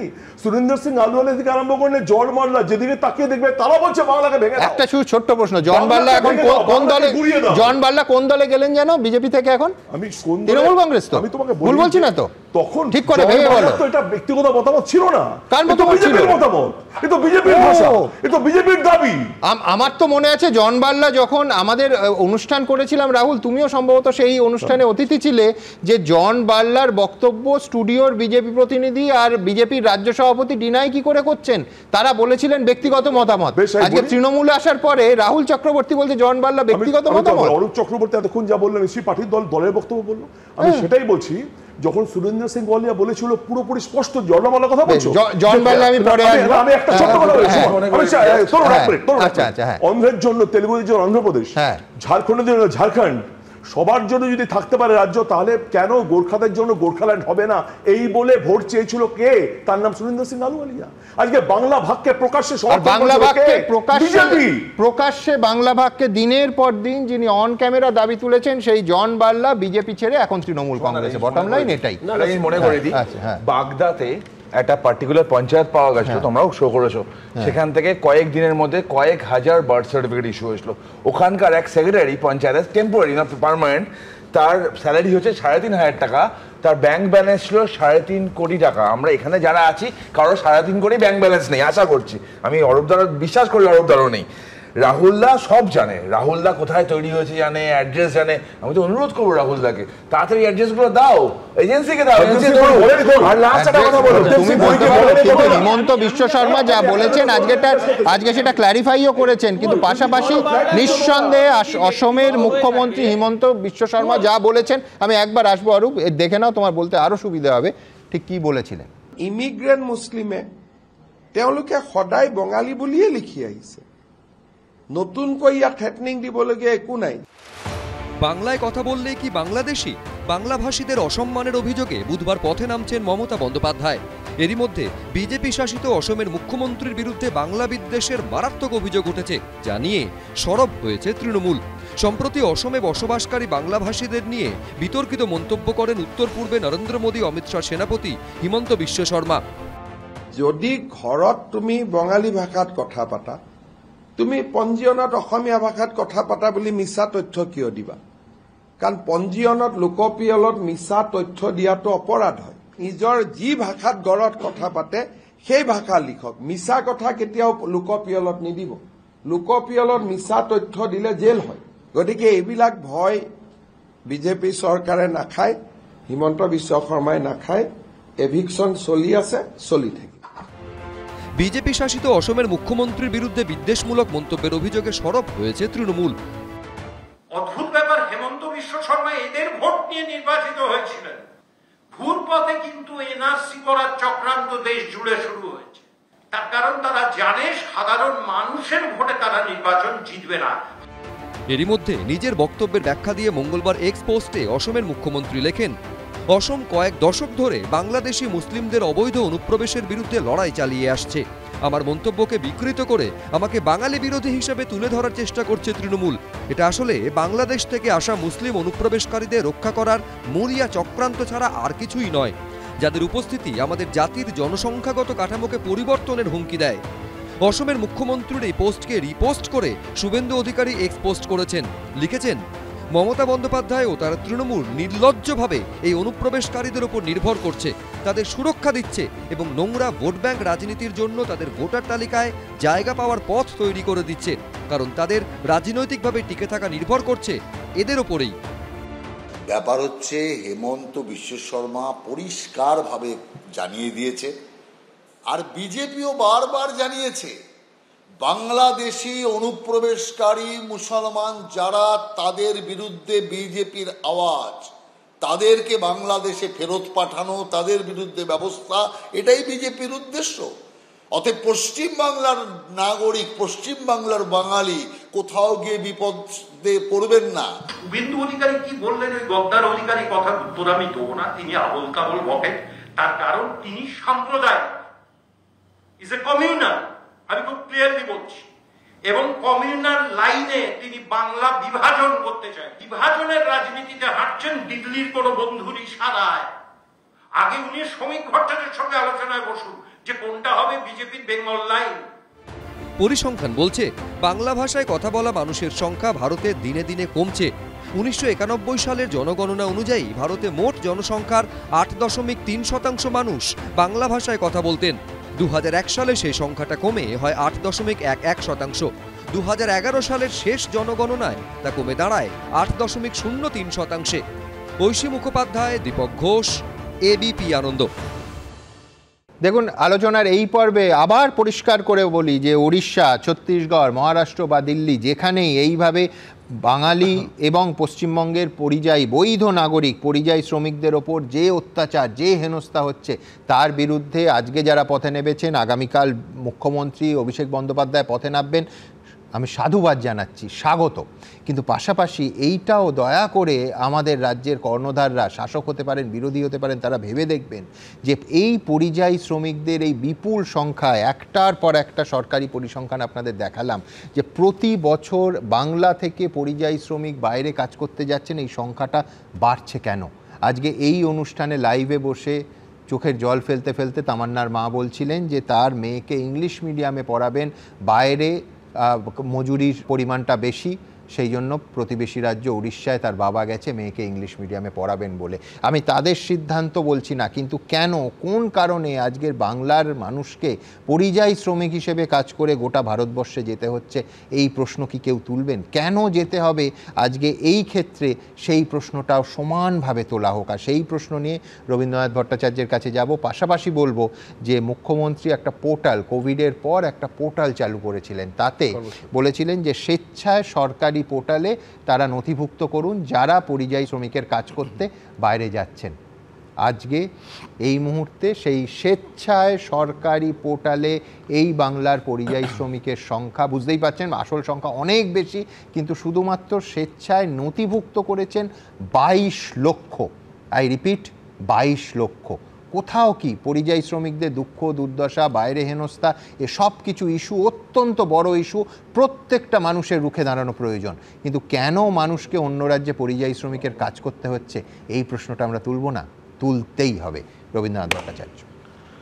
পশ্চিমবঙ্গে একটা গেল রব উঠেছে, মূলত তৃণমূলের নেতৃত্বে। বাঙালি অস্মিতা সারা ভারতে আক্রান্ত হচ্ছে, বাঙালিরা নির্যাতিত হচ্ছেন, বাঙালিদের পুশব্যাক করে পাঠিয়ে দেওয়া হচ্ছে। বাঙালি এই কথাগুলো তোলা হয়েছে। বাঙালি অস্মিতা যেখানে আক্রান্ত হচ্ছে, নিশ্চিতভাবে আমিও তাতে সমব্যথী এবং আমারও গায়ে রক্ত তাতে টগবগ করেই ফোটে। কিন্তু দুটো কথা এখানে বলবার বিষয় আছে। প্রথম নম্বর হচ্ছে, এই যে অরূপ এবং রাহুল দুজনেই বললেন যে বাংলাদেশে নাকি তৈরি হচ্ছে, আধার কার্ড, ভোটার কার্ড, এ সমস্ত তৈরি হচ্ছে। তাহলে তো আরও মারাত্মক। তাহলে প্রশাসনিক সমস্যাটা কোথায় গিয়ে ঠেকেছে? যদি কেউ আধার কার্ড, ভোটার কার্ড দেখায়, সেটাকেও তো প্রশাসন বিশ্বাস করতে পারছে না। এই প্রসঙ্গে আছে দ্বিতীয় কথা, এ স্টিচ ইন টাইম সেভস 9। একটা সময়ে একটা সেলাই যদি ঠিক সময়ে করা হতো, তাহলে 9টা সেলাই বাঁচাতে পারে। 2005 সালে মমতা বন্দ্যোপাধ্যায় যখন বলছেন 1.5 কোটি মানুষ ইনফিল্ট্রেশন হয়েছে, এবং যখন রিসার্চও দেখাচ্ছে 1.5 কোটি মানুষ পশ্চিমবঙ্গে ঢুকে গেছে যারা শরণার্থী নয়, তারা ইনফিল্ট্রেটার, মানে পরিষ্কারভাবে তারা অনুপ্রবেশকারী, তখন কেন কংগ্রেস এবং সিপিএম সরকারও নিল না? আজকে যখন তৃণমূল এসছে, তারাও চুপ। আসলে সরকারে যখন থাকে দল, তখন তার যে ন্যারেটিভ, আর সরকার থেকে পাল্টে যায় তখন তার ন্যারেটিভ, দুটো আকাশ পাতাল বদলে যায়, তাদের গোলপোস্টটাও পাল্টে যায়। এখন তৃণমূলের দায়িত্ব হচ্ছে হিন্দু বাঁচাও, বাঙালি বাঁচাও, এই ন্যারেটিভটা নিয়ে এসে হিন্দু বাঁচাও ন্যারেটিভটাকে আক্রমণ করা। এবং এই আক্রমণের জায়গা থেকেই, অর্থাৎ বিজেপিকে আক্রমণ করবার মতো একটা বড় ন্যারেটিভ খুঁজে পেতে তৃণমূল এতদিন চেষ্টা করছিল, বুলসায়ে সেটা হিট করেছে যে আমরা বাঙালি বাঁচাও নিয়ে লড়ব। দেখুন, এই মুহূর্তে যদি আপনারা ভাবেন, তাহলে ইনফিল্ট্রেশন একটা বিরাট বড় সমস্যা। গোটা দেশে ইনফিল্ট্রেশন সাংঘাতিক। তাদের কিন্তু ম্যাক্সিমাম যে সংখ্যালঘু সম্প্রদায় যারা ইনফিল্ট্রেটার, তারা কিন্তু শুধুমাত্র সংখ্যাগুরুদের সম্পদে ভাগ বসাচ্ছে না, সংখ্যালঘুদেরও সম্পদে ভাগ বসাচ্ছে। অর্থাৎ ইনফিল্ট্রেটার থাকলে শুধু জনজাতির যে চরিত্র সেটা পাল্টে যাবে না, আমাদের সম্পদ, দেশের সম্পদও চলে যাবে। সব দেশ এই মুহূর্তে অনুপ্রবেশ নিয়ে সাংঘাতিকভাবে উঠে পড়ে লেগেছে। যদি ভারত সরকার উঠে পড়ে লাগে, তাতে অসুবিধাটা কোথায় আছে? অনুপ্রবেশ তো একটা সত্যি জ্বলন্ত সমস্যা। পশ্চিমবঙ্গের এই সমস্যা কোনো দল সিরিয়াসলি নিচ্ছে না। যদি সিরিয়াসলি নেয়, তাহলে বিজেপি আজকে বলছে, কালকে বিজেপি কী চেহারা নেবে তখন আমরা সেটা জানি না। এবার আমি বলি, পশ্চিমবঙ্গে তৃণমূল এই মুহূর্তে বেসামাল অবস্থায়। একটা 26,000 ছেলেমেয়েদের চাকরি গেছে, তারা প্রতি মুহূর্তে নবান্ন অভিযান করছে। 32,000 আরও যাবে কিনা আমরা জানি না, না যাক চাই। কিভাবে সেটা বাঁচানো যায় সে নিয়ে সরকারের কোনো মাথা ব্যথা নেই। বিভিন্ন শিক্ষাক্ষেত্রে নৈরাজ্য এমন একটা জায়গায় গিয়ে পৌঁছেছে, সাউথ ক্যালকাটা ল কলেজে এত বড় একটা ধর্ষণের ঘটনা ঘটে গেল ক্যাম্পাসের মধ্যে, ইউনিয়ন রুমে। এই রকম একটা সময়ে যদি এই বাঙালি বাঁচাও নিয়ে মুখ্যমন্ত্রী এবং অভিষেক বন্দ্যোপাধ্যায় তারা পদযাত্রা করবার সুযোগ পায়, তা তো বিরাট ব্যাপার। মুখ্যমন্ত্রী আপনি বললেন সুমন যে কর্মসাথী প্রকল্প পোর্টাল চালু করেছিলেন, 22 লাখ লোক তাতে গেল, চাকরিটা কোথায়? আরে আমরা পোস্ট গ্রাজুয়েশন পড়াচ্ছি, ছেলেমেয়েগুলোর মুখ কাচুমাচু হয়ে থাকে, সারা রাজ্যে কোনো চাকরি নেই, স্কুল বন্ধ, কলেজ বন্ধ, কোনো জায়গায় শিল্প নেই, কোথায় যাবে ছেলেমেয়েরা? তারা হয় বোমা চাকু ধরবে অথবা অন্য রাজ্যে চাকরি করতে যাবে। সুতরাং পরিযায়ী সংখ্যা ক্রমশ বাড়ছে এবং এই পরিযায়ী সংখ্যা বাড়ানোর চেয়ে করে সেই পরিযায়ী শ্রমিকদের শুধুমাত্র 22 লক্ষ লোককে পোর্টালে নিয়ে এসে কিন্তু কোনো সমস্যার সমাধান হবে না। এই বাঙালি বাঁচাও ন্যারেটিভ দিয়ে 2026-এর ভোট বৈতরণী কতখানি ভালোভাবে পার করতে পারবে সেটাই এখন তৃণমূলের কাছে আসল সমস্যা। বাঙালি বাঁচাও ন্যারেটিভে আরেকটা জিনিস যুক্ত করি আমি, আজকেরই ঘটনা করায়া রেপ কেস মনে হয় তো, বেকসুর খালাস পেয়ে গেছে কারণ তথ্য প্রমাণ দিতে পারেনি, যেমন কামদুনি হয়েছিল। তো বাংলা তো মেয়ে আরেকটা যোগ করো, 10 বছরেও তথ্য প্রমাণ দেয়া যায়, বাংলা আর অন্যান্য মেয়েরা তো তৃণমূলের ভোগ্যপণ্য। মেয়েদের কথা বিজেপি যত কম বলে তত ভালো। গতকালকে রাষ্ট্রপতি পর্যন্ত গিয়েছিলেন, আজকে ওই মেয়েটি মারা গেছে শিক্ষা প্রতিষ্ঠানে, কি ভয়ঙ্কর গায়ে লাগছে। কারণ দ্বিতীয় কথা, রাহুল তরুণ যদি প্লিজ তুমি চুপ করো, তোমার সময় বলিনি। দ্বিতীয় কথা, উনি এতক্ষণ বলছেন না, আমি জানি না ইস্টার্ন ইন্ডিয়ার এই মুহূর্তে লার্জেস্ট ইনফোসিসের ক্যাম্পাস পশ্চিমবঙ্গে, আমাদের এ রাজ্যে খুলেছে। টাটা মেটালিক্স থেকে শুরু করে এমএসএমইতে সারা পশ্চিমবঙ্গে, ভারতবর্ষের মধ্যে পশ্চিমবঙ্গ ফার্স্ট, আমাদের তথ্য দ্বিতীয় তথ্য হচ্ছে। দ্বিতীয় কথা,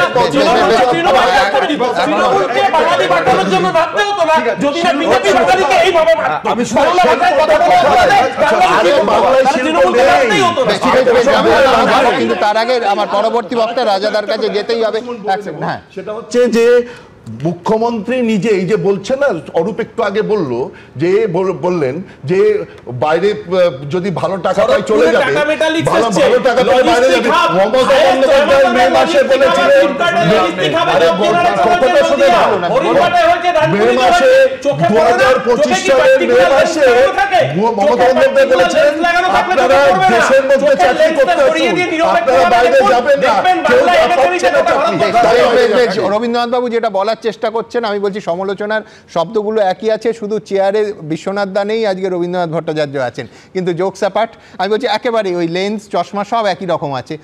দৃষ্টিভঙ্গির বিষয়টা অবশ্য আপনারা বিচার করবেন। আমি দ্রুত একবার আমার পরের প্রতিবেদন, ঠিক যেটা রবীন্দ্রনাথ দা বলার চেষ্টা করছিলেন যে এই পরিযায়ী শ্রমিকদের ঠিক যা বলেছিল রাজ্য সরকার, যে প্রতিশ্রুতি দেওয়া হয়েছিল তা এখনো পর্যন্ত পূরণ হয়েছে কি? এখনো পর্যন্ত দেখুন, দিল্লি, রাজস্থান, উড়িষ্যা, ছত্তিশগড়, মহারাষ্ট্র সহ বিভিন্ন রাজ্যে বাংলায় কথা বলা পশ্চিমবঙ্গের বাসিন্দাদের একাংশকে বাংলাদেশি তকমা দিয়ে হেনস্থার অভিযোগ উঠেছে, যা ঘিরে উত্তাল রাজ্য রাজনীতি। এদের সিংহভাগে পরিযায়ী শ্রমিক, কোথাও মারধর, কোথাও আটকে রাখা, কোথাও পুলিশি ধরপাকড়, তো কোথাও বাংলাদেশে অবধি পাঠিয়ে দেবার অভিযোগ উঠেছে। আর ভোটের আগে এই ইস্যুকে হাতিয়ার করে বিজেপির বিরুদ্ধে ময়দানে নেমেছে তৃণমূল। বাংলা ভাষায় যারা কথা বলে তারা কি অপরাধটা করেছে এই বিজেপি সরকারের কাছে? সমাজ মাধ্যমে এই নিয়ে গত কয়েকদিন ধরে লাগাতার সরব তৃণমূলের রাজ্যসভার সাংসদ সামিরুল ইসলাম। গত 30শে জুন এক্সপোজ করে তিনি বলেন, বিজেপি শাসিত রাজ্যগুলিতে বাংলাভাষী পরিযায়ী শ্রমিকদের উপর নির্যাতন অব্যাহত রয়েছে। বৈধ কাগজপত্র থাকার পরেও বাংলার অনেক দরিদ্র পরিযায়ী শ্রমিককে বাংলাদেশি বলে দাগিয়ে দেওয়া হচ্ছে, তাদের হয়রানি করা হচ্ছে, অবৈধভাবে আটকে রাখা এবং সীমান্ত পেরিয়ে বাংলাদেশেও জোরপূর্বক ঠেলে দেওয়া হচ্ছে। নবান্ন সূত্রে খবর, সরকারি তথ্য অনুযায়ী এই মুহূর্তে পশ্চিমবঙ্গের প্রায় 22 লক্ষ পরিযায়ী শ্রমিক ভারতের বিভিন্ন রাজ্যে কাজ করছেন, অর্থাৎ পেটের দায়ে ভিন রাজ্যে যেতে হয়েছে তাদের। আর সরকারি পরিসংখ্যান অনুযায়ী যদি সংখ্যাটা 22 লক্ষ হয়, তাহলে বাস্তবে পশ্চিমবঙ্গের পরিযায়ী শ্রমিকের সংখ্যা কত গুণ বেশি হতে পারে তা বলাই বাহুল্য। এই পরিস্থিতিতে বিরোধীদের প্রশ্ন, মমতা বন্দ্যোপাধ্যায় যখন দাবি করেন তার সরকারের আমলে বিশাল উন্নয়ন হয়েছে, তখন এখানকার লক্ষ লক্ষ শ্রমিককে এখনো পেটের টানে বাইরের রাজ্যে যেতে হয় কেন? প্রতিদিন পশ্চিমবাংলা থেকে যে হারে কাজ না পেয়ে ভিন রাজ্যে মানুষ চলে যাচ্ছে। পশ্চিমবাংলা কার্যত বৃদ্ধাশ্রমে পরিণত হয়েছে। মুখ্যমন্ত্রী গত 10 বছর 12 বছর 14 বছর ধরে পশ্চিমবাংলাকে বৃদ্ধাশ্রমে পরিণত করেছেন। মানুষ পশ্চিমবাংলায় যুবক কাজের জন্য থাকতে পারছে না। 2023 সালে করোনাকালে পরিযায়ী শ্রমিকদের রাজ্যে ফেরাতে কর্মসাথী বলে একটি প্রকল্প চালু করার কথা ঘোষণা করেছিলেন মুখ্যমন্ত্রী। সেই প্রকল্প অনুযায়ী রাজ্যে ফেরত প্রত্যেক পরিযায়ী শ্রমিককে এককালীন 2 লক্ষ টাকার অনুদান দেওয়ার সিদ্ধান্ত নেওয়া হয়েছিল। পাশাপাশি পরিযায়ী শ্রমিকদের জন্য একটি অ্যাপ চালুর কথাও বলেন মুখ্যমন্ত্রী। তৈরি করা হয় পরিযায়ী শ্রমিক কল্যাণ পরিষদ, বর্তমানে যার চেয়ারম্যান তৃণমূলের রাজ্যসভার সাংসদ সামিরুল ইসলাম।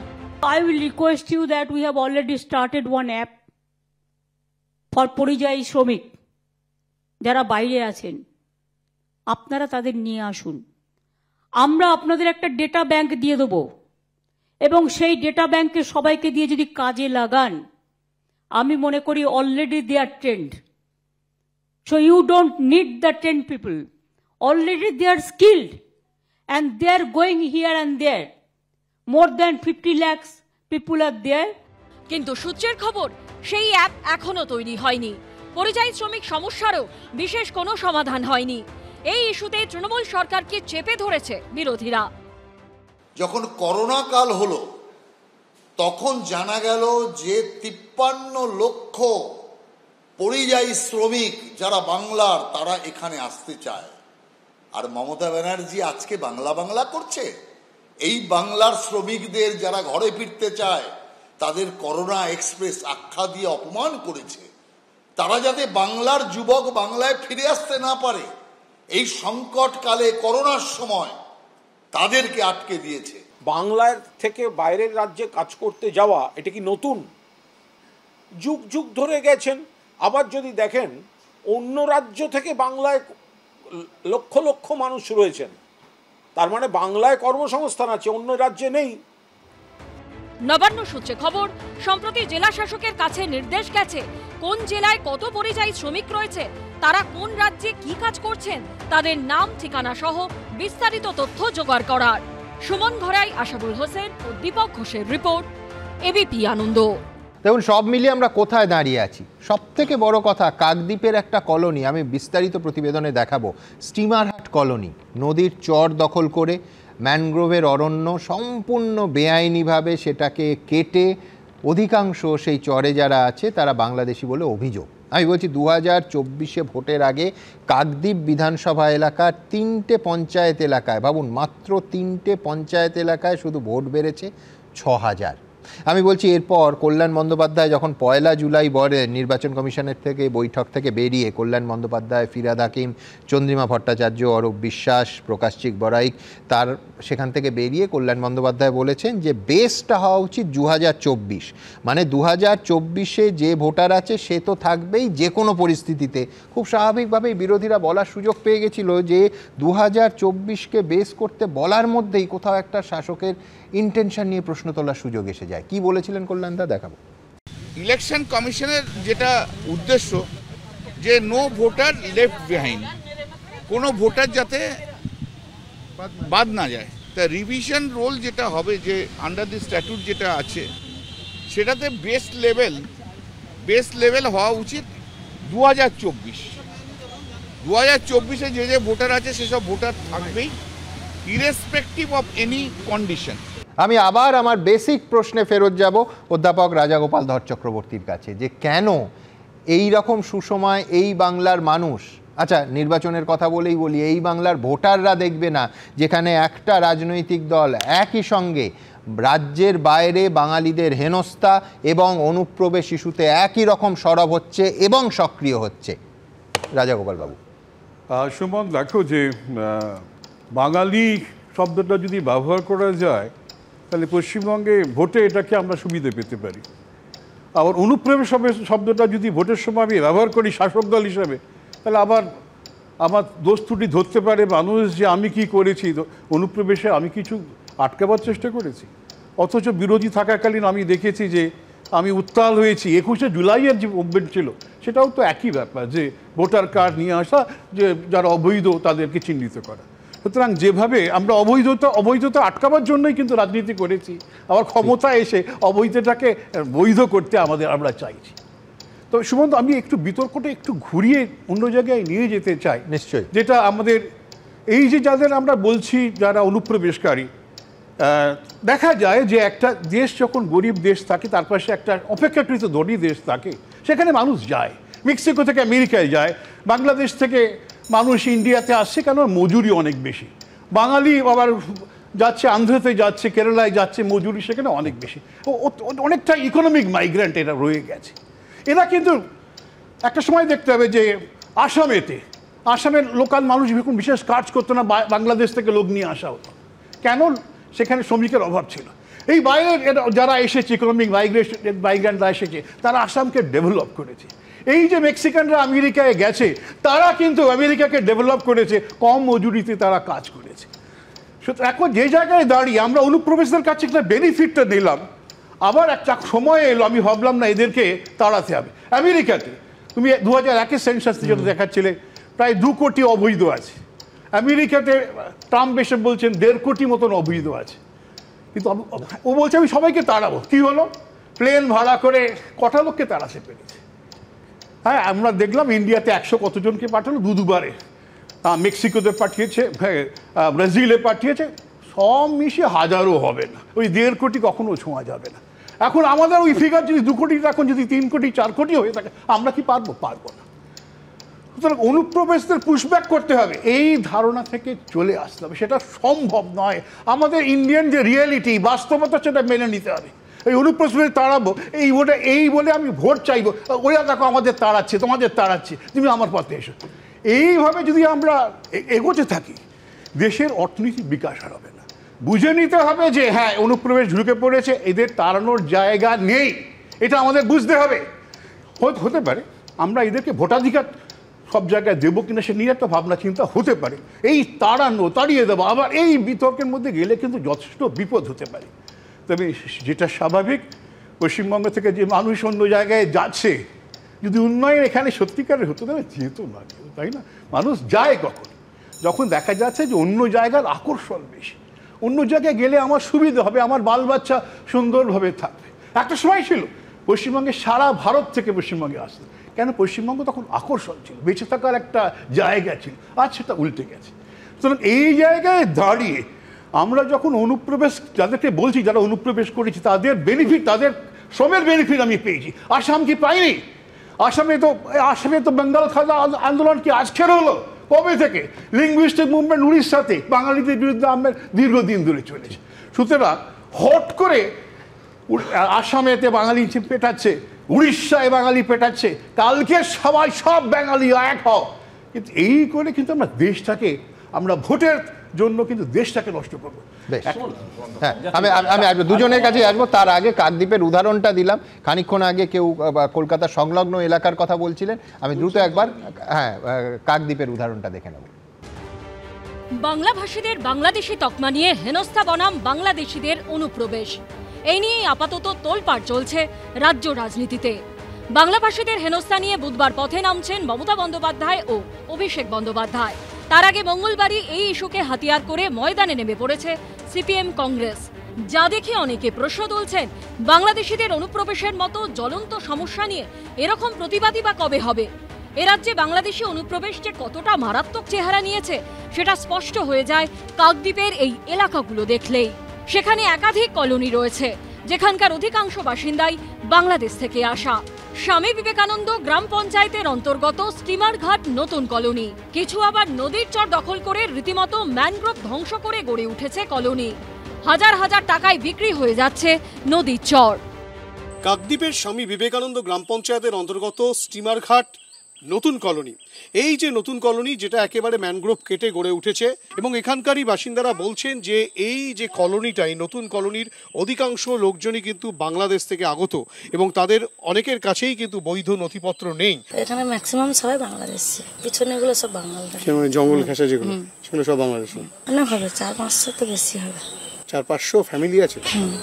কেউ ভোটার কার্ড পেয়েছেন, কেউ আবার বলছেন কারি টাকা না ফেললে ভোটার কার্ড মেলে না। ইন্দিরা গান্ধী গুলিতে মারা গেল, সেই সময় এলেন, যখন আসছি নদীপথে ওই গঙ্গা দিয়ে মাছ ধরতাম। ভোটার কার্ড হয়েছে? হয়নি, পয়সা দাও না তোমার হবে না। 15,000 টাকা দিতে পারবা, 25,000 টাকা দিতে পারবা, নাই তো এইখানে এসে না। এভাবে কলোনি তৈরিতেও নাম জড়াচ্ছে তৃণমূলের। এটা তো আগে খাল ছিল, খাল থেকে ভাড়াটা গিয়ে আস্তে আস্তে কেউ ভাড়া করে থাকে, সে হিসেবে আমার একটা জায়গা দিয়ে সেই হিসেবে জায়গা নিয়েছি। শুনেছি যে এই আমাদের হাবুদা ওই মন্দির তৈরি করার জন্য টাকা নিয়েছিল, কিশলাই বলে লোকে। কোন দল করে? টিএমসি করে, ও বসাচ্ছে। অভিযোগ সামনে আসতেই স্থানীয় তৃণমূল নেতার সাফাই, এই কলোনি গড়ে উঠছে বাম আমল থেকেই। 90 সালে ওই কলোনিটা তৈরি হয়, এখানে 3-4টে কলোনি 90 সাল 80 সালে তৈরি হয়েছে। টোটালটাই ধরো 80% বাংলাদেশি।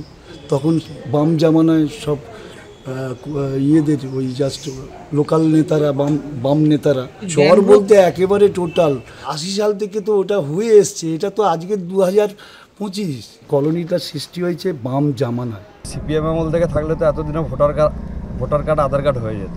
2011 সালের পর থেকে পশ্চিমবাংলায় সব থেকে অনুপ্রবেশ বেড়েছে। 2011 সালের পরে পুলিশ প্রশাসন থেকে কিছুই নেই, যার যখন মনে হচ্ছে ওপাশ থেকে বাংলাদেশ থেকে এবারে আসছে।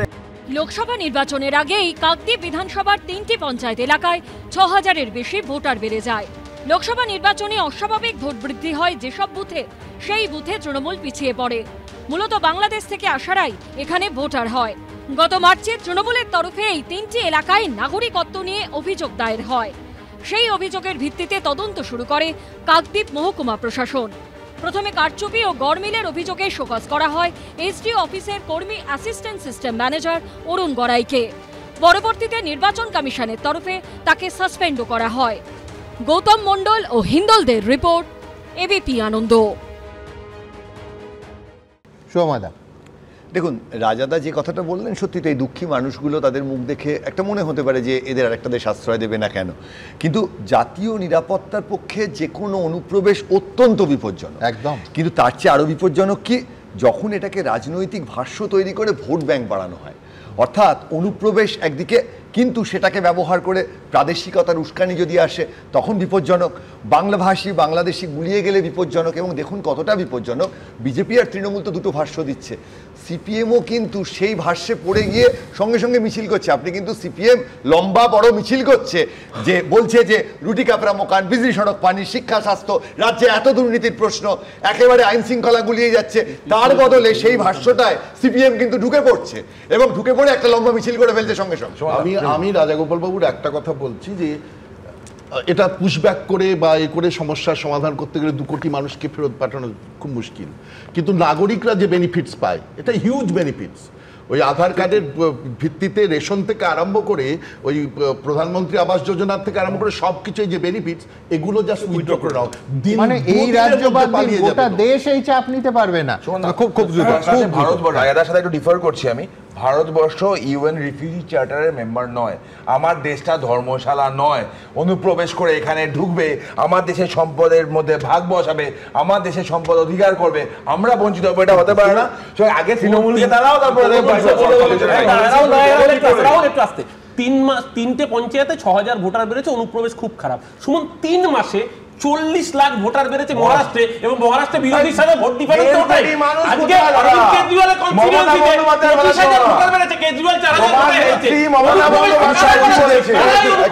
আমি বলছি যে আসলে যে দাগানো রাজনীতিটা আমি বলছিলাম, শুভময় বারবার বলছেন যে আমরা এই ভাষ্যের বিরুদ্ধে, যে আসলে ইস্যুটা মানবাধিকার লঙ্ঘনের। রাজনীতি যেটা চালাচ্ছেন, ঘৃণা বিভাজনের রাজনীতিটার বিরুদ্ধে মিছিল সেই কারণেই করতে হচ্ছে।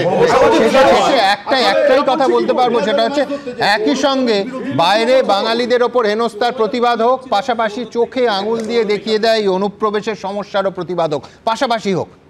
আমি বলছি এইখান থেকে খানিক্ষণ আগে অরূপ উল্লেখ করলো, অত্যন্ত যন্ত্রণা নিয়ে যে প্রতিবেদনটা দেখাবো, সেটা হচ্ছে উড়িষ্যার যে মেয়েটি এতদিন লড়াই করছিল, 3 দিন পর তার জীবনদীপটা নিভে গেল, তার লড়াই শেষ হয়ে গেল।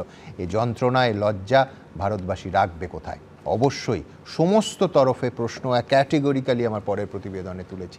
কেন একটি মেয়েকে এইভাবে আমাদের প্রতিবেশী রাজ্য একটি শিক্ষা প্রতিষ্ঠানে চলে যেতে হবে? হ্যাঁ, গ্রেফতার হয়েছেন, বিভাগীয় প্রধান গ্রেফতার হয়েছেন, কলেজের অধ্যক্ষ গ্রেফতার হয়েছেন, কিন্তু সমস্যাটা কেন এই মেয়েটিকে চলে যেতে হলো? এই প্রশ্ন একবার নয়, বারবার তুলেছি, বারবার ভবিষ্যতেও তুলব।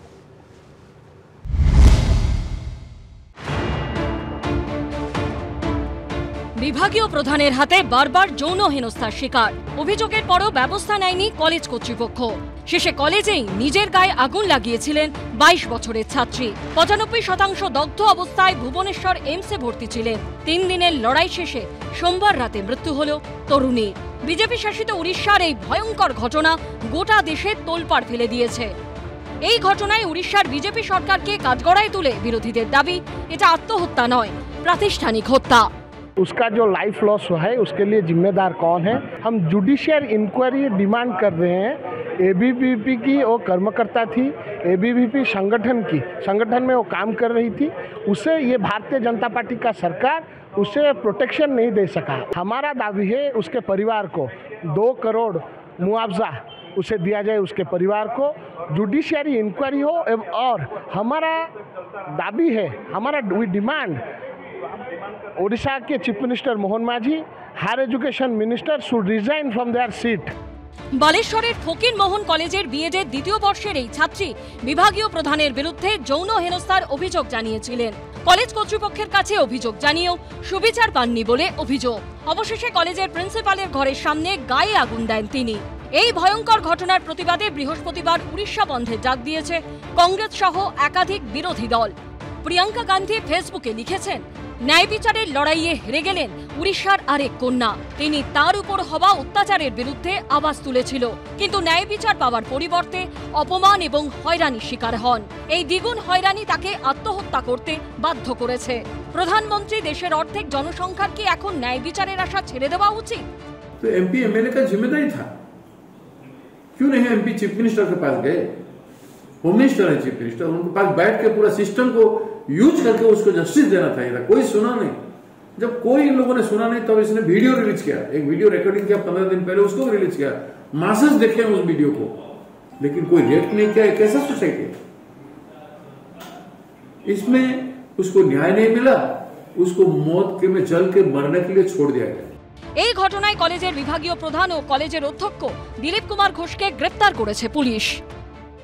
उड़ीसा की एक बेटी ने जिस किस्म की बलिदान दी है, इसमें जो भी इन्वॉल्व है सरकार उनके ऊपर कठोर कार्यानुष्ठान करेगी। अभी तो दोनों जेल में हैं जिसके नाम पे आई है, लेकिन जो कंप्लेन कमेटी है जो भी तदंत में जो भी सामने आएंगे उनके ऊपर कठोर कार्यानुष्ठान होगा। ঘটনার তদন্তে 4 সদস্যের ফ্যাক্ট ফাইন্ডিং কমিটি গঠন করেছে ইউজিসি। এবিপি আনন্দ। দেখুন পরের খবরটা আনন্দের এবং অসীম সম্ভাবনার। মহাকাশ থেকে মহাপ্রত্যাবর্তন। 60টারও বেশি গবেষণা শেষ করে 18 দিন পর ফিরলেন শুভাংশু শুক্লা এবং তার টিম। প্রশান্ত মহাসাগরের বুকে সফল অবতরণ করল স্পেস এক্সের ড্রাগন। উচ্ছ্বসিত মহাকাশচারীর পরিবার, আনন্দে চোখে জল বাবা মায়ের। অপেক্ষার অবসান হলো ভারতবাসী। দেখুন Shubhanshu Shukla as our second crew member exiting the spacecraft. মর্তে ফেরার মহেন্দ্রক্ষণ, ঠিক যেন 4 মাস আগে সেই দিন। রাতের আকাশের কালো ক্যানভাসে সবুজ আলোর গোলা হয়ে সাগরে নামলো ড্রাগন। 18 দিন আন্তর্জাতিক মহাকাশ স্টেশনে কাটানোর পর ঘরে ফিরলেন শুভাংশু শুক্লারা। ছেলের ঘরে ফেরার আনন্দে চোখে জল এলো বাবা মায়ের। बहुत अच्छा महसूस हो रहा है, बहुत ज्यादा, बहुत खुशी हो रही है, अंदर से हम बयान नहीं कर सकते और बहुत अच्छा लग रहा है, इसका कोई वर्णन नहीं किया जा सकता। এটি আমাদের নিজস্ব মানব মহাকাশ অভিযান, গগনযানের দিকে আরো একটি মাইল ফলক। মুখ্যমন্ত্রী লিখেছেন, ঘরে ফেরায় স্বাগত শুভাংশু শুক্লা। আপনি যা করেছেন তার জন্য আমরা গর্বিত। আপনাদের সবাইকে শুভেচ্ছা। 8 দিনের জন্য গিয়ে মহাকাশ থেকে সুনিতারা পৃথিবীতে ফিরেছিলেন 286 দিন পর।